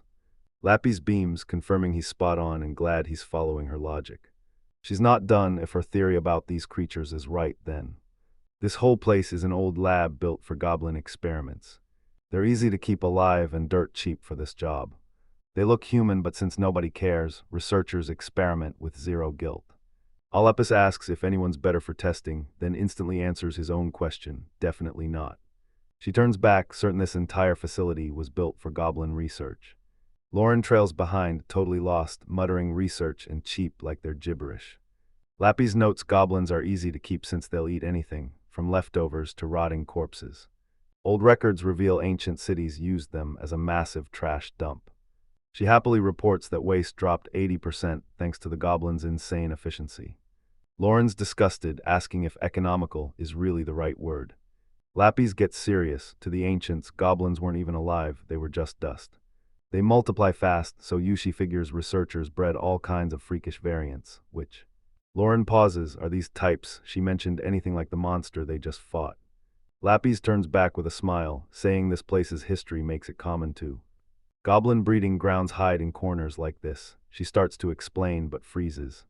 Goblins swarm from the shadows, surrounding them for the kill. Lapis treks through the dark, warning things get worse. This place wasn't just built for breeding and Lauren. Lauren's shocked by her casual attitude in a literal breeding ground, but she just shrugs and gets back to business. She realizes they weren't just cloning, they were likely modifying and upgrading the monsters as they went. Ritz demands answers, so Lapis clarifies, it's research to supercharge goblins without changing their race. She asks if they noticed the anomaly. Despite the numbers, there wasn't a single high-level variant. They're engineered to never produce anything else. Focusing on the base model makes sense. Hobgoblins or magicians would just ruin the experiment. Ritz is skeptical of their massive size, but Lauren shrugs it off. Big or small, a goblin is still just a goblin. A realization hits. Did a goblin escape the nest through a crack to reach the magician outside? Lapis realizes the genetic mods only work inside the ruins. She's certain escaping to the outside finally triggered their evolution. Lapis explains it's clear. This place is definitely an experimental lab. She figures these monsters slept for ages until someone recently restored the power. Hard to tell if they broke a seal or if just walking in triggered the system. Lauren locks in, asking her to clarify how bad things get if they don't shut it down fast. Lapis reveals those massive black goblins are actually elite upgrades, but they were made right here, but their behavior is bizarre. Ritz asks what's wrong and Lapis drops the truth. These ruin-born goblins don't even need human breeding beds.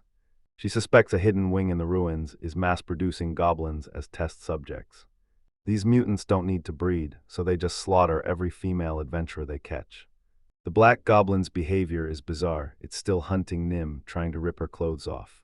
Lauren's stressed as Lapis asks if he's noticed anything yet. She realizes these goblins are targeting women without needing them for breeding, meaning they have a different motive. She thinks these monsters are made from Ritz's missing party members. Lauren's creeped out, asking if that thing is even a goblin anymore. Lapis insists it's a goblin. Human-born ones aren't called half-goblins, so the human parts don't change a thing. She's terrified. This entire facility exists to evolve and strengthen the goblin race. The nightmare, this place gave monsters human intelligence, and now they're learning to adapt. Lapis mentions the goblins scavenging their dead, and Lauren finally connects the dots. She spells it out, they're recycling bodies to build new ones, using the data to make every batch even stronger. And if this cycle continues, there's no telling how dangerous they'll get. Lapis warns a dragon-skinned goblin is bad, but one with human intellect is a total nightmare. She leaves us wondering what happens to the world if these things are unleashed.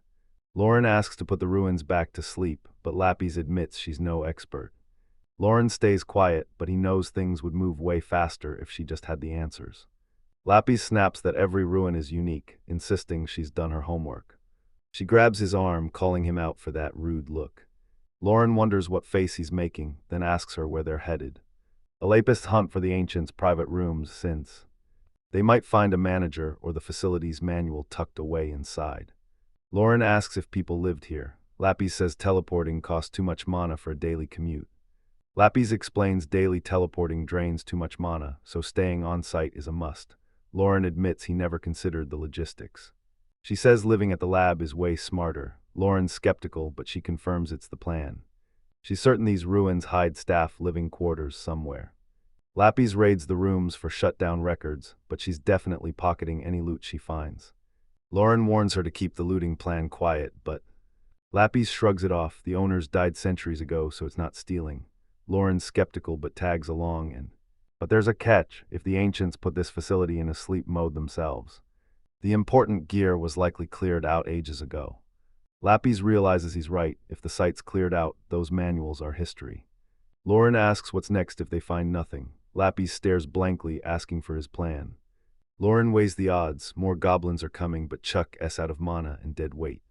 Ritz and Nim are fine, but his gear is the real problem. He's stressed. His weapon is reaching its limit. He shows her the blade. It'll snap in 3 more kills. Lappy asks if he's getting a replacement. Lauren sighs, deciding to worry later. Info is the priority, and Lappy starts hacking the terminal. They've reached the residential district. A nearby door beeps and unlocks. Lappy wastes no time, shouting she's clearing the room as she storms the entrance low. Lauren eyes the mess for traps, but claims she's a ruins expert. She tells him to relax and let her handle the search, looking way too hyped to dig through the mess. Lauren and Ritz stand baffled. Lauren demands answers as Lappy hurls books and gear everywhere. Lappy tosses the papers aside, complaining she's found nothing useful. She heads to the next room while the guys just stare. Lauren watches the debris fall and tells them to step aside. She's the expert here. Nim scans the ruins, noting this was the ancient kingdom's home, and Ritz grabs some old tech, realizing everything here is part of that ancient legacy. He suggests grabbing the loot and bailing, figuring it's proof enough they finished the job since. Scouting ruins is the mission, and Lauren's all in. Lappy stays glued to her book, agreeing as long as everyone makes it back in one piece. Ritz orders a retreat to report their findings, figuring they should leave this to the pros while it's still quiet. Lappy asks if he's calling in the big guns, gold or mithril rankers. Lappy wonders aloud how long it takes for a message to reach the higher-ups. Ritz looks down, sounding hesitant as he explains the system. Lauren learns top ranks are legendary, gold is rare, and anything higher is a total myth.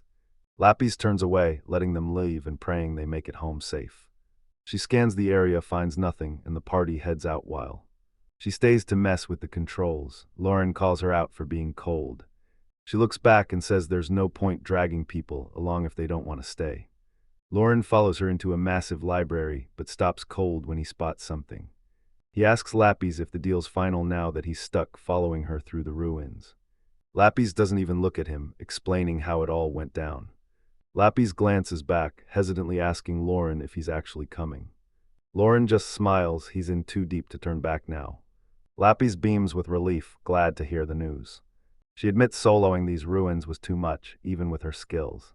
She thanks him and starts sorting the old papers on the floor. Lappy drops some good news, but a skeptical Lauren asks what it is. Grinning, she holds up a dusty book, the ruins' actual instruction manual. It even lists the exact steps to put the systems back to sleep. Lauren's stunned, asking if they can actually read that ancient script. Lappy keeps reading, reminding him she's a priestess of the god of knowledge. This is her job. Lauren's impressed by Lappy's reading, asking if every servant of the god of knowledge is this smart.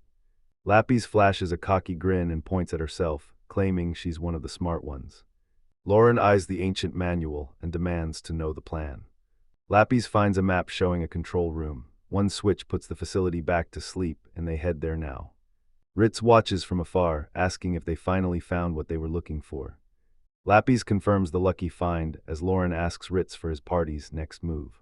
Ritz doesn't hesitate, telling them he's sticking with the group after all. He knows sticking with Lauren and Lappy is their best shot at survival.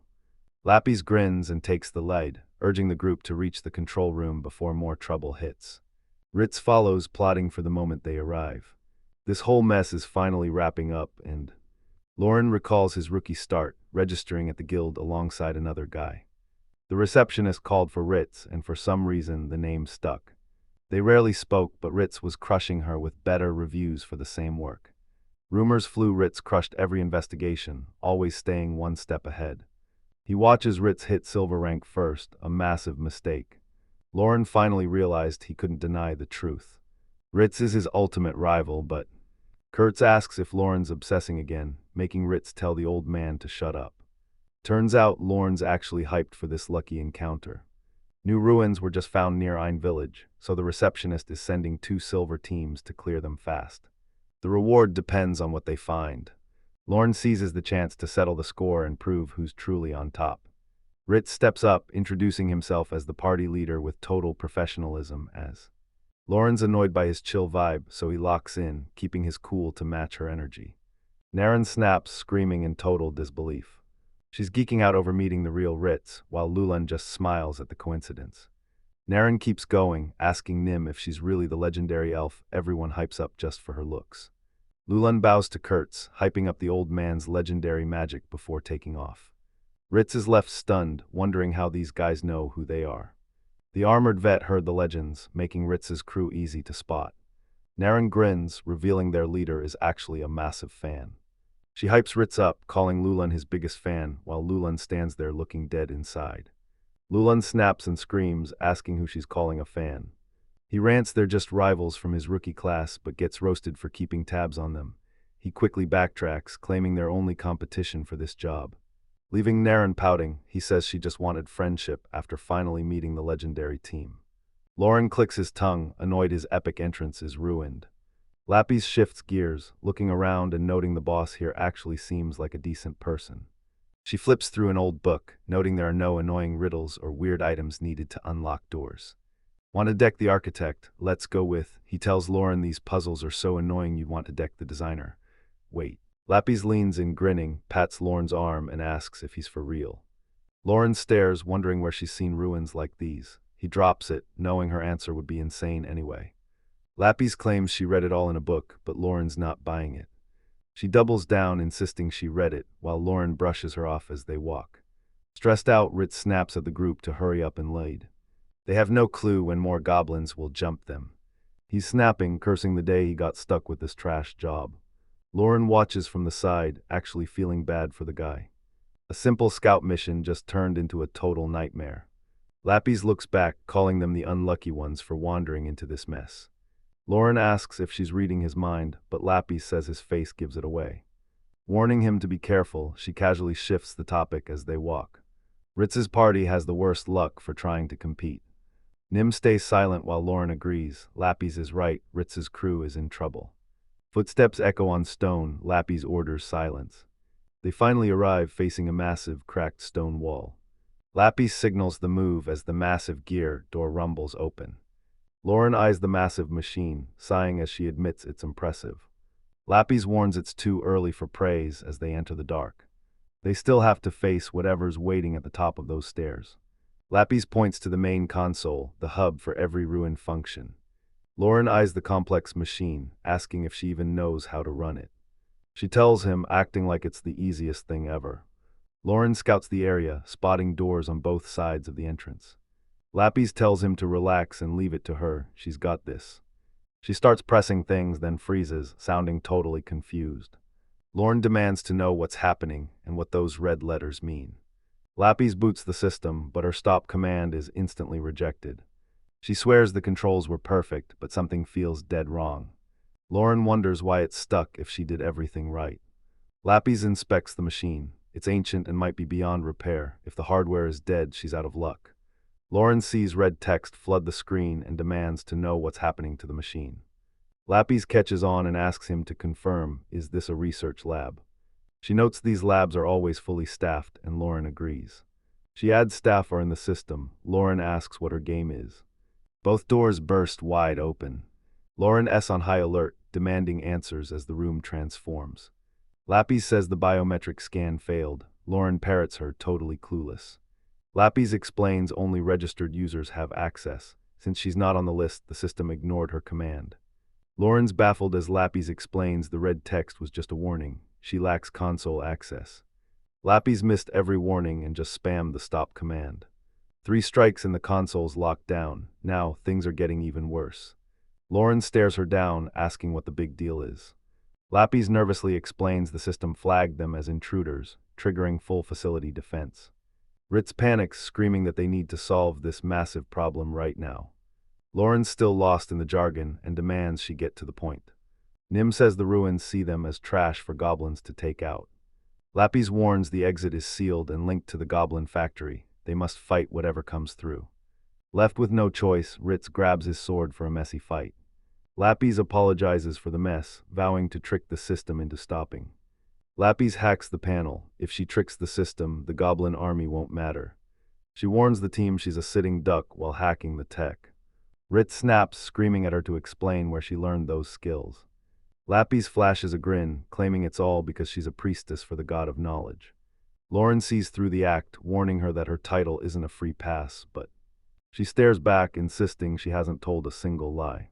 Ilorin knows she's right, but tells her to drop it and get back to the machine.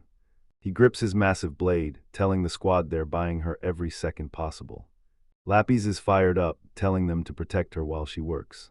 Ritz sends Kurtz to guard Lapis. Out of magic, the old man apologizes for being useless. Nim screams the enemies are here. The group snaps to attention as Ritz. Gritting his teeth, he calls the monsters pests. They have no choice, but the small door gives them an edge. He barks orders. Nim guards the tech. Chuck covers with his bow. Chuck grumbles but shuts up since. Ritz yells across, trusting Lauren to handle his side. Lauren gives a brief, calm reply, eyes locked on the path ahead. The squad scatters, racing into position before the fight kicks off. Ritz shield smashes the stone barrier and storms deep into the room. A massive, shredded goblin appears, growling that the pests have finally arrived. Lauren steps up, massive sword ready. He tells the team he's got this, and he slams the monster, sending a massive shockwave through the area. Lauren lands a heavy blow on the goblin's arm, blasting the monster back. The beast swings down hard, but Lauren braces and catches the strike on his massive sword. The hilt vibrates, his weapon is finally at its limit. Chuck watches in awe, then shouts to Lapis for a status update. Ritz snaps, yelling over the noise to ask how much longer the job takes. Lapis doesn't look up, insisting she's already doing her best, and she snaps that cracking ancient ruins takes time. Expecting it in minutes is insane. Eyes glued to the tech, she says it'll take less than an hour. Nim's nearly out of arrows and Kurtz's magic is failing. They're out of time. Chuck hacks at the horde, cursing their endless numbers. Lauren's already sweating. These enemies feel way tougher than before. Is he just imagining it? But behind the front, he spots a goblin hauling a massive sack. They're cleaning the battlefield, but why recover the dead mid-fight? Lapis explains while working, those bodies are valuable materials for the ruins. She looks back worried, shouting that this isn't just collecting. They have to stop them from taking those bodies. Yaret snaps they have no breathing room. Holding this wave is taking every ounce of their strength. Lauren demands the real reason for stopping the body retrieval. Lapis reveals they recycle corpses into new bodies, using dead data to build even stronger versions.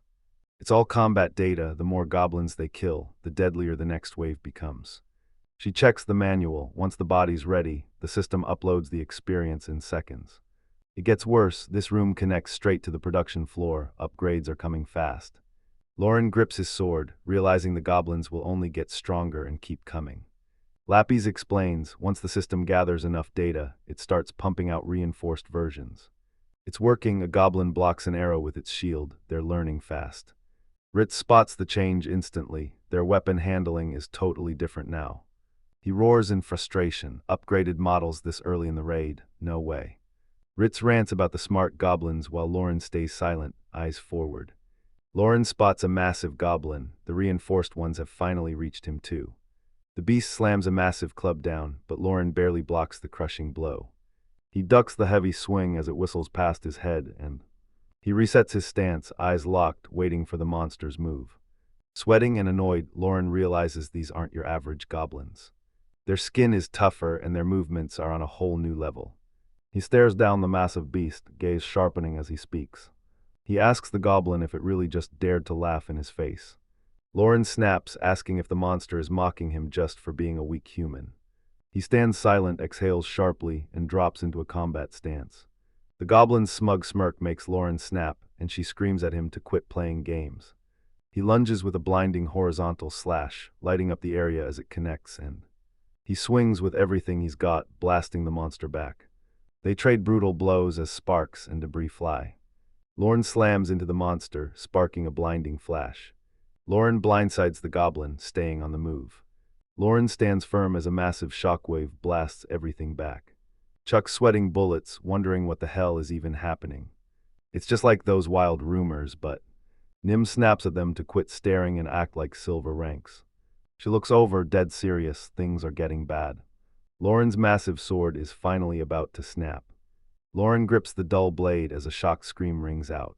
Ritz yells for Lappies amidst the chaos. Lappies cracks at the terminal, screaming she knows exactly what's happening. Huge snag, the facility and goblins are frozen, but the final shutdown command won't trigger. Ritz is left baffled, wondering what this means for their situation. Lappies snaps, screaming that her machine won't stop running. Shut down this one piece and everything triggers. The ruins go silent, the goblins stop, and the whole place collapses. Ritz smirks, asking if they can just smash the device to pieces.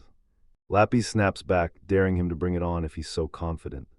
She screams it's no ordinary junk. It's run for centuries without maintenance and still works perfectly.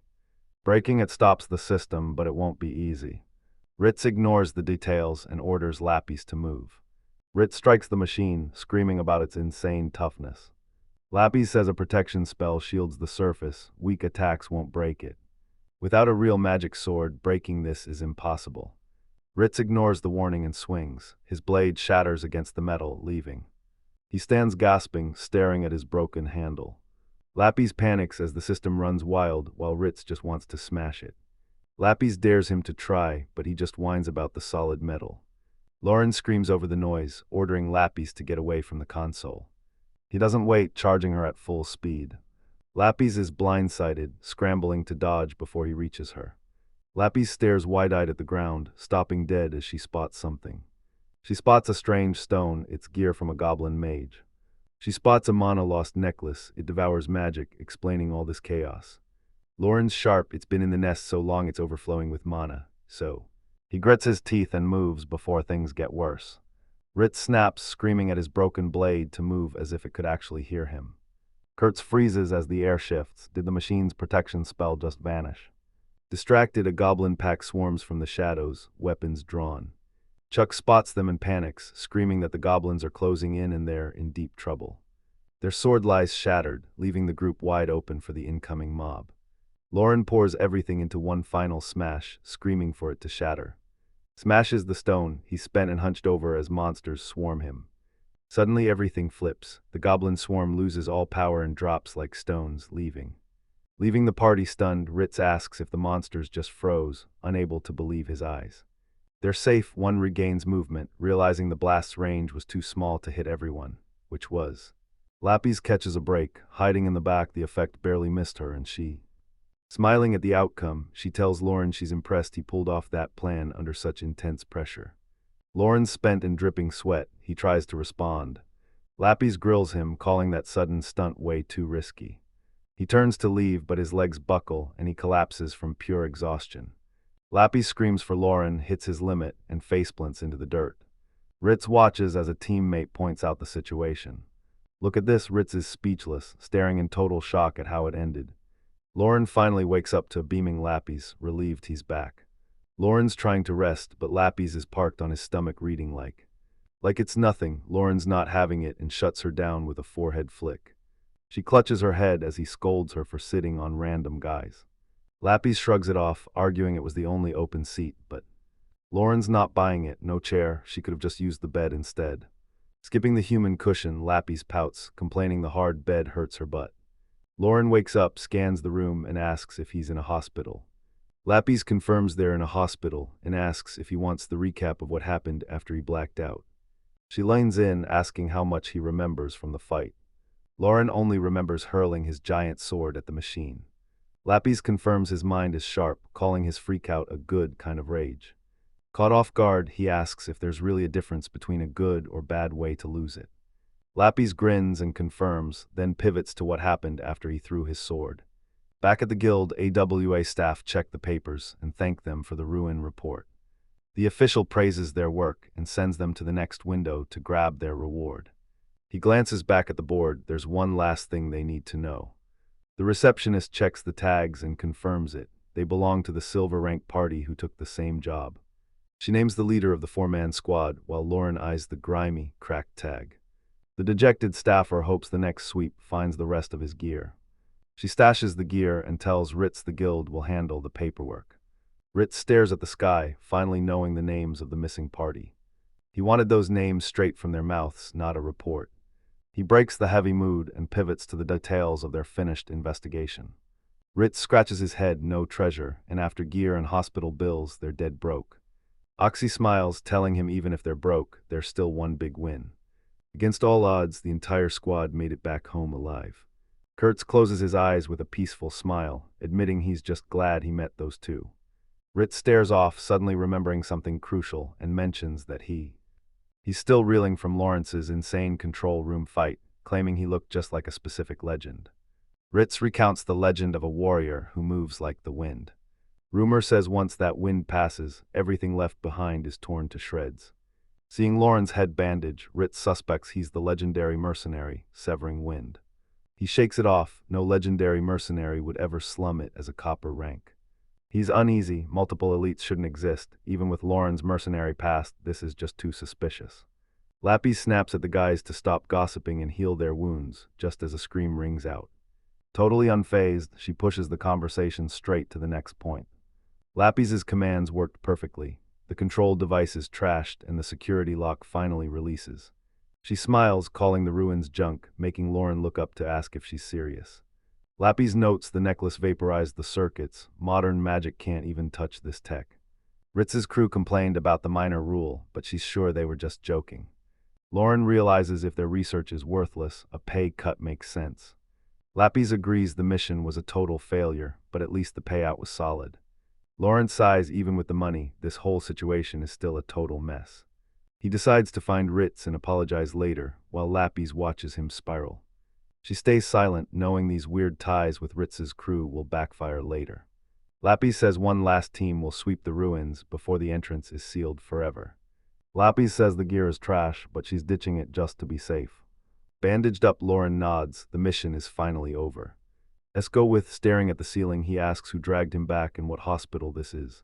Actually, he stares at the ceiling, asking who dragged him back. Lappy stares him down, revealing she carried him back herself. She couldn't ask Ritz for help, his crew was already busy treating their own wounded. They helped at the start, and she says they're now resting in Kaffa. Lauren says he owes her big for all that trouble. Lappy smiles and tells him not to sweat it, their goblin quest is a total failure anyway. 3 allies are gone, the nest is still active, and they have zero proof of their kills. Lauren's stunned, demanding to know what happened to their bag of ears. Lappy spots the torn pouch, guessing it fell mid-fight. Lauren curses his lost loot. Once he passed out, Ritz had no choice but to get everyone out fast. Ritz warned the area wasn't safe yet, scavenging was off the table. Lappy's warns they're out of time, the main order stopped and now goblins are swarming. Lauren claims they could have just grabbed random loot for the guild, but Lappy saw the proof but ditched it, calling it dead weight. Lauren's stunned, they survived hell just to end up dead broke. Head bandaged, he finally admits he's lucky to even be breathing. He remembers the fallen, especially Sarf and the rest of the crew. They were idiots, but they weren't evil, and their loss still weighs heavy on him. Lauren stares at the ceiling, guilty for dragging Lappy's into this disaster, especially since she had to look after him, but she just smiles and says it's no big deal.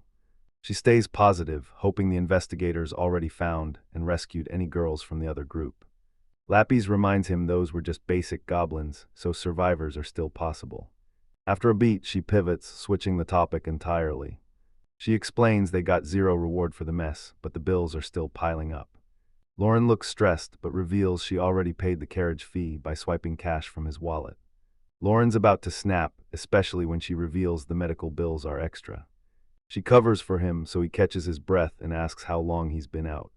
Lappy's counts 3 days total, 1 for travel and 2 in the hospital. Smiling, Lappy's crunches the numbers for Lauren, 5 silver coins total. Lauren lets out a massive sigh, but she just brushes it off. She leans in close, telling him to forget the cash because she waives the interest on this special loan, but Lauren notes he's too broke to pay her back anyway. Lappy's doubles down, ditching the nagging and letting him pay back in small bits. Lauren senses something's off and asks point blank, is this deal too good to be true? Turns out her generous offer hides a hidden motive. She isolated him on purpose, leaving him broke and dependent on her. She knows trapping him with cash is a low blow, but she doesn't care as long as it works. She gulps, revealing she doesn't want his money, she wants something else.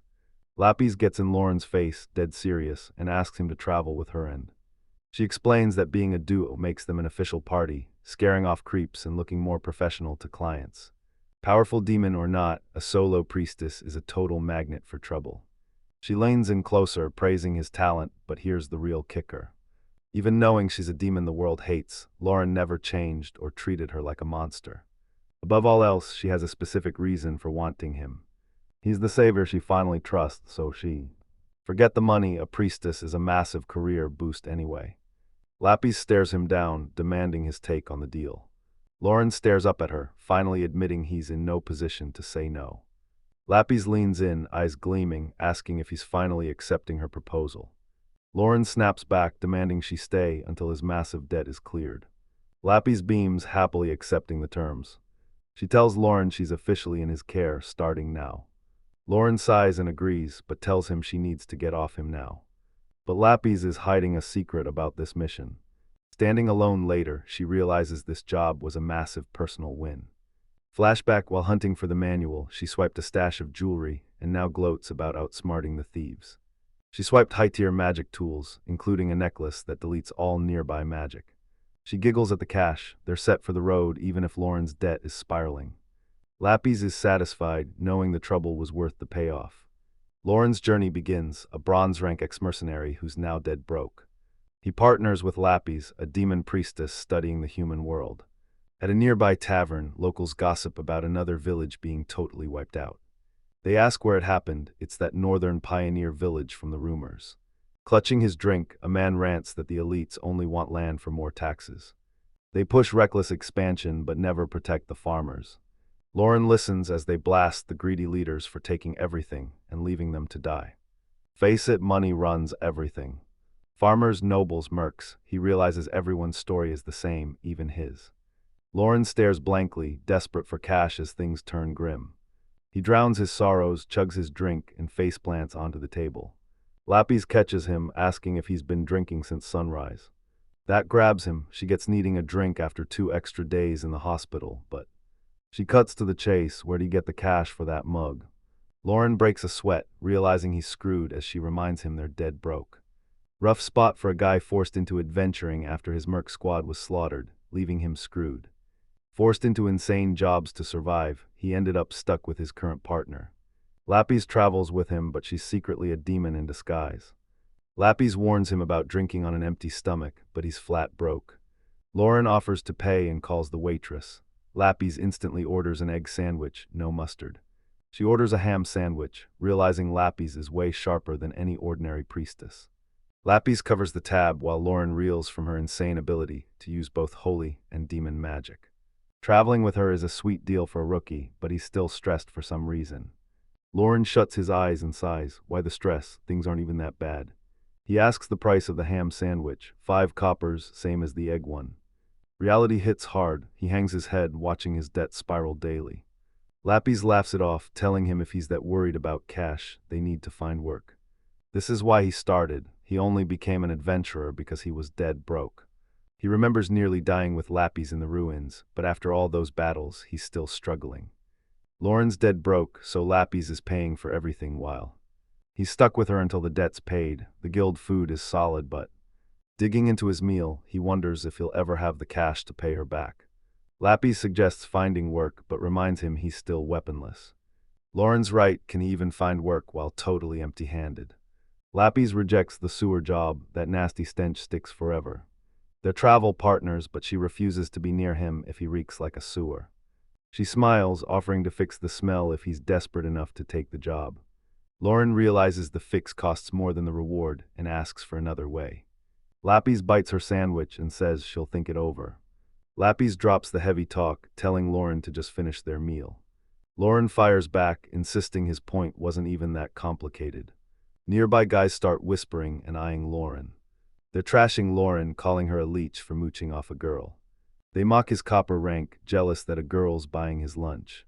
Leaning back, he mocks them further, claiming he'll take those leftovers himself while Lauren spots their tags, their iron rank adventurers. Lapis sips her drink and suggests he ignore them. Lauren disagrees, let them talk like that, and you'll always be a joke. Lapis asks if that's the mercenary way, but she thinks bothering with these guys is stupid. Lapis smirks, mocking them for being mad, no woman will let them be a leech. The guys snap and one jumps up, screaming for her to repeat that. Lauren chuckles, his gaze turning deadly. He praises Lapis for the bait and steps in to finish them off. Lapis doesn't blink, calmly reminding him murder is a crime. Better skip that part. Brawls are overlooked, but robbing them afterward is an instant arrest. Ilorn mumbles a reply, but Lapis warns him. Any broken furniture comes out of his pocket. She smiles and offers to pay so he can go all out, even though Lauren says she's killing the vibe.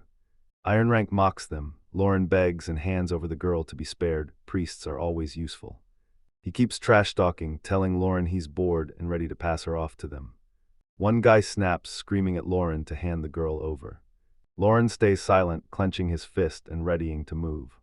He's blasted across the room, cratering the wall as the crowd watches in shock. Lappy sighs, stunned that anyone would trash-talk a lady like this. She clocks the guy herself, dropping him with an annoyed look. Lapis asks Lauren if they're really just picking herbs, calling the job a total bore. Lauren says the nearby forest is safe and monster-free, making gear unnecessary, but Lapis calculates Ahil needs 750 plants to clear his debt, but Lauren tells her to shut up and stop killing the vibe. Lauren stares at the tiny plant, clearly out of his element.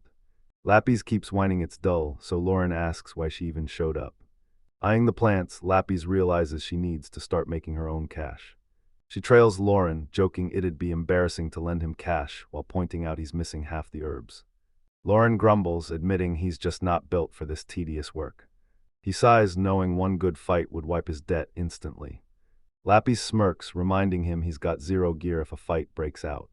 Lauren admits she's right, but he's pissed their haul is worthless. Lapis explains it's a basic quest anyone can take, so their small reward is totally normal. Lauren knows she's right and heads back to town, but Lapis crunches the numbers, 30 copper for a room, 7 for food, and 2 for drinks. Survival costs 50 copper a day. She eyes the herbs, realizing all that work still leaves them losing money. Lapis offers a loan for better gear, but Lauren instantly shuts the idea down. She wonders how other copper ranks even survive on such bottom-tier pay. Debt drives them to take high-paying jobs they can't handle, ending in death or disappearance. He needs iron rank to join a real party. Lawrence sighs, the world is a brutal place. Lawrence realizes the mercenary life paid way better than this. He finally sees the leaders and planners were struggling way harder than he ever knew. Lapis says that's just life in any group, but Lauren shoves the herb bag in her face, catching her off guard. Lapis asks if she's stuck with the bags, but Lauren shuts her down and tells her to be quiet. He scans the forest, warning her that something's definitely moving nearby.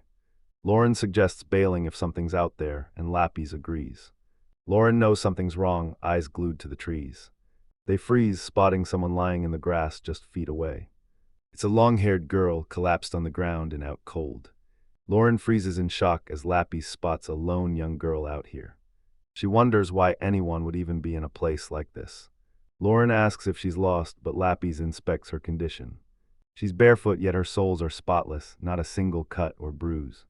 Lapis notices her clothes are spotless, impossible if she really walked here alone. She notes the girl has zero muscle and skin way too soft for the outdoors. Lapis eyes the unconscious girl, noting she looks like a pampered, high-class lady. Her presence is bizarre, but Lauren's thoughts snap as he senses something nearby. Forest wolves burst from the trees, snarling with bared fangs. Cornered, Lauren tells Lapis to clear the area and save the girl. Lapis agrees. He mocks the lack of a weapon, but Lauren just cracks his knuckles, completely unfazed. He steps up, calling the pack mere puppies he'll crush barehanded. The first wolf lunges, but Lauren's massive punch sends a shockwave through the air. He shreds the rest, tossing wolves around like they're weightless. Lapis finds the stomp familiar while Lauren stands over the bodies, asking if the meat's edible. Lapis says it tastes gross, but the skins are worth cash. Too bad Lauren doesn't even have a knife. Lauren asks how she's doing and Lapis finishes her checkup. No injuries or issues found. Lapis smiles, calling the girl lucky they found her before the wolves could. Lauren figures if she's this lucky, some poor guy out there must be suffering the exact opposite. Lapis agrees the world is weird and asks if he knows anyone like that, but Lauren stays silent, which Lapis asks what to do with her, knowing Lauren can't just ditch her in the woods. Lauren sighs, hating the idea, but they'll take her to town and let the guild handle it. He grabs the girl and hoists her up to head back, but his expression shifts, making Lapis stop and ask if he's holding her wrong. Lauren stares, shocked by how light she is. Lapis finds it weird too. With her healthy build, she should weigh way more. Lapis stares down the girl, hunting for clues to her true identity. Lauren says they'll get the full story once she wakes up, and Lapis fears they look like kidnappers hauling a girl, but Lauren snaps that he isn't scary like her. Finding her in the woods sparked a new adventure. Back at the city, Lauren's stunned they cleared the gates so easily. Lapis says guards only hunt criminals, and nobody suspects a priestess's companion of kidnapping. Lauren's impressed by her title's pull, but Cyan brags that priests have unmatched social trust. They hit Kaffa's Adventurer Guild, where the girl waits silently on a bench as a guild worker confirms the report, asking if they really found someone to rescue in the forest. Lauren confirms the target and tells the staff to handle the checkup. The receptionist nods, taking over and requesting official custody of the girl. Staff step in to take over, refusing to leave her sitting there. A guy grabs the girl and mentions the pair, shocked by her weight, catching Lapis off guard. The receptionist stays professional, ushering Lauren and Lapis back to the reception room. The guy carrying her clarifies they aren't refusing to help. The guild isn't letting her in for free, they've got serious business to settle. They enter and the vibe shifts. The receptionist cuts to the chase, She leads them to a private room and gets blunt with Lauren and Lapis. Lapis is stunned as the woman reveals the guild is restricting their travel. Lauren's stunned, she demands answers. Does the guild think they're actually in trouble? Lapis gets defensive, hands up, swearing it's a misunderstanding. The receptionist stays cool, ordering an investigation on the girl first. Lauren and Lapis are grounded until a plan is ready. Lapis asks if the girl is weird, but the receptionist shuts her down, refusing to give any details yet. Lauren's fed up, demanding to know how long these rules last. The woman says it's just a few days for results. They're banned from leaving the city. She orders them to stay put at a guild-assigned inn. Lauren complains it's too strict, but the receptionist ignores her, sending them to the Gokusai-Tei Inn on the main street. Lauren shrugs off the name, but Lapis is absolutely floored. She warns him it's one of the city's top 2 elite spots, and it's insanely expensive. The receptionist jumps back in the guilds, covering all rooms and meals. She bills their fun to the guild, leaving Lauren to wonder if adventurers are always this easy to bait. Lauren's not buying it. She calls out the receptionist, saying this special treatment is way too obvious. He's skeptical. Mercenaries know high pay always means a death trap. Lapis tells him to play along and be grateful, but Lauren snaps. He doesn't need her lecture on feelings. Lapis snaps back to the desk, calling out the receptionist for their garbage treatment. Lauren demands the truth about the rescued girl, and Lapis backs him up. They won't sit idle without answers. She demands the facts, asking how likely this mess is to haunt them. The receptionist stays professional, downplaying the risk since the staff recognize the girl, but they won't know her identity until she wakes up in a few days. Lapis connects the dots. The guild is stalling them until they're sure she and Lauren aren't linked to the girl's past. She smiles at Lauren. The guild's plan is a go. Lapis is beaming. Once the guild clears them of that forest girl, they're safe. She's hyped to live large on the guild's dime, but Lauren isn't celebrating. He cuts to the chase, asking the receptionist if the room money is actually sorted. The receptionist processes the paperwork and offers a double room at the Gokusei Inn. Lauren snaps, demanding separate rooms. If she can't deliver, the deal is dead. Lapis shrugs and says she'd share, making Lauren snap and tell the priestess to have some self-respect. Heading out, Lapis suspects the girl is a high-ranking noble from a distant land. Finding someone alone in the woods is weird. She tells Lauren to enjoy the inn while the guild handles the legwork, she asks if he's exhausted, figuring that desk talk was too much for him. Lauren sighs. That's part of the problem, but something else is eating at him. Staring at his hand, he feels weak and off. Is he getting rusty, or is his focus just slipping? Lapis says his body is just trashed from overworking while sick, but Lauren stares at his hand, doubting it's that simple. 2 days later, the guild summons them to reveal the investigation results.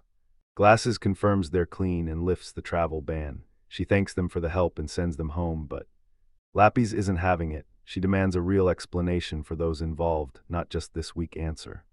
Looking down, the staffer admits the guild brass classified the rest. She's blunt, it's classified, and only iron rank adventurers or higher get the full story. Lappy snaps, yelling that they saved the girl and deserve answers. Rules be damned. Lauren grabs her shoulder, catching her off guard. Lauren apologizes, explaining his partner is a priestess of knowledge who hates secrets. She knows the rumors but stays firm. It's the guild's call and her hands are tied. Lauren understands and won't push for her secrets, but he asks if the info's public yet, hoping she'll clear things up. The receptionist confirms it, the targets are chosen and already briefed. Lauren's done, she tells her they're checking out and heading home free. Lappy's protests, but the staffer ignores her and thanks Lauren for the help. Walking away, a pissed Lappy's demands to know why he just quit, lighting. She asks if he's hiding a secret plan. Lauren stops pushing. She needs to stay quiet, and breaking rules would be a total mess. Forcing a silent target is too much work. Better to find someone who's already dying to talk. Lappy's asks if he knows the target, but Lauren tells her to help since he knows exactly what they look like. Lappy's clings to Lauren's arm, but he snaps, telling her to knock it off and listen. She doesn't care she's lost, so he better hurry up and lead the way. They hit a packed tavern, and Lauren speaks with the woman at the counter. He heads deeper and shoves open the back door. Lauren finds his target, says it hasn't been long, and asks to sit across from him. Chuck sits stunned, drink in hand, demanding how they found him. Lappy's dropped 30 copper on tips for info, writing it off as a business expense. She waves and greets him while Lauren just stands there watching. Chuck sips his drink, clearly done hiding, he orders 2 more ales for his unexpected guests. Chuck declines the drink, but Lauren calls him out for being broke. Chuck smiles and buys a round to return the favor. Lauren eyes the drinks, feeling useless after the job went sideways. Chuck calls him an idiot, the pay was trash, but they're lucky to be alive. Lauren drops the issue, so Chuck asks why they really tracked him down. He lines in, demanding to know what they're really after. Lappy's reveals they found a girl in the forest days ago, and Chuck's shocked. Did they start that mess? The guild's already putting out high-rank requests for it. Lauren claims Lappy's was the one digging for intel. Chuck nods, finally realizing why they showed up. Chuck leans back, reminding them silver ranks don't leak info. Only low-tier trash blab about jobs, they'll never hit silver rank. Lauren agrees, but warns that if there's profit involved, Chuck is the only one who'd sell info. Lauren helped Nim, so Chuck agrees to spill, but only if they keep his name a secret. Lauren promises zero trouble, and Lappy's is all in. Chuck gives in, but warns them the rumors might be fake. He lets them judge and spills everything he knows. Maya learns the girl they saved is Sheena Lombardia from the city-state of Hansa. Lauren's confused, so Lappy's explains it's a tiny nation 3 days south by carriage. She doesn't know her name, but the Lombardia family runs this entire city. Chuck's shocked Lappy's knows so much about the Lombardias, but she just smirks and demands more praise. Chuck reveals Sheena is actually the city ruler's only daughter. He sips his drink, calling her status absolutely insane. Her name protected her, officials couldn't treat her like a commoner or get rough. Lauren nods seriously, wondering why such an important girl was out there. He asks if she's such a big deal, why are he and Lappy's the ones under guard? Chuck says it's simple, the bosses didn't want them blabbing about what they saw. He warns that a noble girl lost in the woods is a target. If word spreads, every lowlife will swarm to exploit her. Chuck notes there's no reward since no one hired them, and they still haven't even confirmed her identity. Lappy's is stunned, her ID's still unconfirmed after 2 days, but Chuck shrugs it off, he's just the messenger. Chuck drinks, noting the guild trusts the girl, but their messenger hasn't returned from her city. Lauren shrugs, the trip just takes time. Lappy's explains big groups use magic items for messenger check-ins, but it looks like signals went silent. Chuck smirks as the guild panics, terrified of offending her powerful family. High risk means the guild is hiring iron-ranked teams to escort her to Hansa. That's the official mission, but Chuck admits the pay is trash, so silver ranks skip it. Lauren realizes it's no secret, it's just that the guild doesn't leak official jobs to low-rank coppers. Lappy's pauses. She looks up dead serious, asking how they get in on this mess. Lauren asks why she's so interested, but Chuck figures it's just her usual curiosity. Lappy's gets in their faces, demanding to know why a pampered rich girl ended up unconscious miles from civilization. She demands the truth, leaving Lauren looking completely drained. Lappy's knows the guild ignores copper ranks, so she suggests a loophole to join the action. Lauren calls it impossible, but Chuck reveals a workaround that leaves her stunned. Chuck reveals a silver ranks vouch lets coppers take on iron-tier jobs. Ritz is already on the job, so a recommendation is easy. If he says yes, they're on the mission. Lappies loves the plan, but Lauren instantly clamps a hand over her mouth to silence her. Boilearn asks if Chuck is truly ready. One mistake ruins the reputation of everyone who vouched for them. Chuck smirks, telling him it won't be an issue. Ritz would agree, but it's just a suggestion. Lauren's call, but if he takes the job. Bob restrains Lappies and interrupts, demanding they sort their gear before starting. Lappies stammers excuses for her pushiness while Lauren facepalms, already regretting getting dragged into this. Lauren apologizes, vows to fix Chuck's gear in a day, and asks to start the plan. Chuck laughs, calling Lauren soft and the girl's puppet. Lauren shuts him up, he knows the drill. Chuck starts the paperwork, gears ready tomorrow. No silver ranks means easy approval, and Lauren's counting on Chuck to deliver. Alone now, Lauren gets dead serious and asks Lappies for cash. Lappies needs it for his massive sword. Lauren agrees, buy it or he's just dead weight for Chuck's team. She asks when they move. Lauren says they have 3 days to check on the rescued girl, giving them enough time for Lappies. She's down to help but needs a day to grab the cash. Lauren's fine waiting, so Lappies heads out to secure the cash. Lappies leaves. Chuck grabs Lauren, telling him to stay for a drink since he's free. Chuck laughs over his drink, joking they both fell for weird women. Lauren stares, asking how the hell they even got here. Chuck knows the truth. Despite Nim running him ragged, he's fallen for her bossy attitude and thin frame. Wait, let's make it one sentence if possible. He calls Nim's sharp attitude her best charm, but Lauren warns him she'll turn him into a pincushion if she hears that. Night ends, shutters creak open as the sun rises on a new morning. Lappies arrives shocked, asking Lauren if he really drank all night, though she figures that's just how it went. Nim enters stone-faced, announcing she finally tracked down Chuck's hideout. Lappies greets Nim, but Nim shuts her down, while Lauren and Chuck sit there looking totally hungover. Lappies apologizes to the group. After splitting up yesterday, she completely forgot to find a place to stay. She tells Lauren not to worry, everything's handled, including moving his luggage since he barely had any. Lauren stares, warning her this tanks his reputation. Lauren asks how she got in. Lappies says she just lied to the staff and it worked instantly. Now Lauren knows the security is total trash. The guild recommended this place, but letting her in has him questioning their standards. Nim eyes the mess and tells Chuck to wake up, but he's still out cold from drinking all night. Lappies asks if Nim's here for Chuck. Nim confirms she's just dragging that loser back to work. Lauren plays it cool about the drinks, but admits he spent all night trapped listening to Chuck brag about his love life. Nim calls Lauren a good guy and tells Lappies to learn from him, making her wonder if she's actually that bad. Nim leaves the choice to them, promising to cover the tab and tell Ritz that Lauren was just treating his junior. She says a quick goodbye and heads out with Chuck in tow. Nim hauls the hungover guy out while Lauren and Lappies stand in the morning light. Lappies skips the apology and asks Lauren if she's a bad person again. Lauren s over it and tells her to stop asking. Lappies leads them to the shopping district, Lauren following close behind. She lectures him gear is life, no weapons means no money, so. She calls his gear trashed and demands an upgrade, but Lauren's used this set since his mercenary days. She's already scouted his gear. Trust me, she says, leading him through the city. They walk through the crowded streets, turning every head. Lappies takes a beating, so basic leather won't cut it. He needs something way tougher. She shows him her top pick, a long dark coat.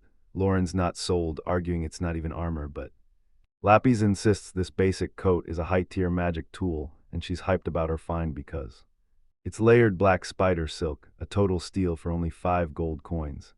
Gear with protection and auto repair usually costs 10x more, making this coat a total steal.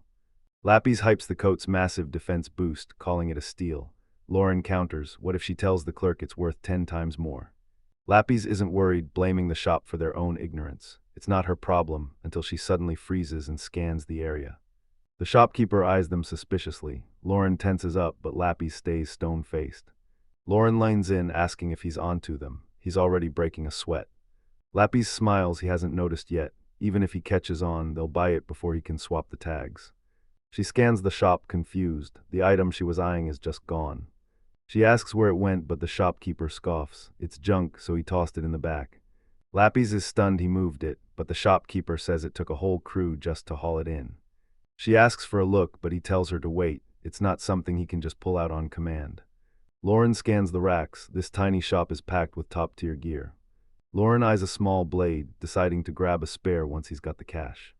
He has no clue when it'll happen, but suddenly, something catches his. He spots a massive, high-tier longsword on the rack. It's top-level gear, so a nearby adventurer spots him and looks weirdly annoyed. Lauren reaches for the sword, but the guy screams for him to back off. He snatches the hilt before Lauren can touch it, claiming he saw it first. He eyes Lauren, admitting her taste in weapons is actually decent for once. He mocks Lauren, saying a muscle brain can't handle this blade. Stay in your lane. He hits the counter and buys the sword on the spot. Lauren's left baffled. Who is that guy? Doesn't matter. He couldn't afford the sword anyway. Lapis asks what happened, but Lauren brushes her off. He's over that annoying guy, but... Lapis spots the empty rack, the longsword finally sold. She says the sword was fine since she rigged it, but then she stops. That's not it, He's got something better. She found a masterpiece that makes the other sword look like trash. Lauren likes her confidence, but her big mouth is bound to cause trouble. He grunts, yanking the heavy sheet back to see what she's talking about. One look at the weapon, and he knows Lapis found something insane again.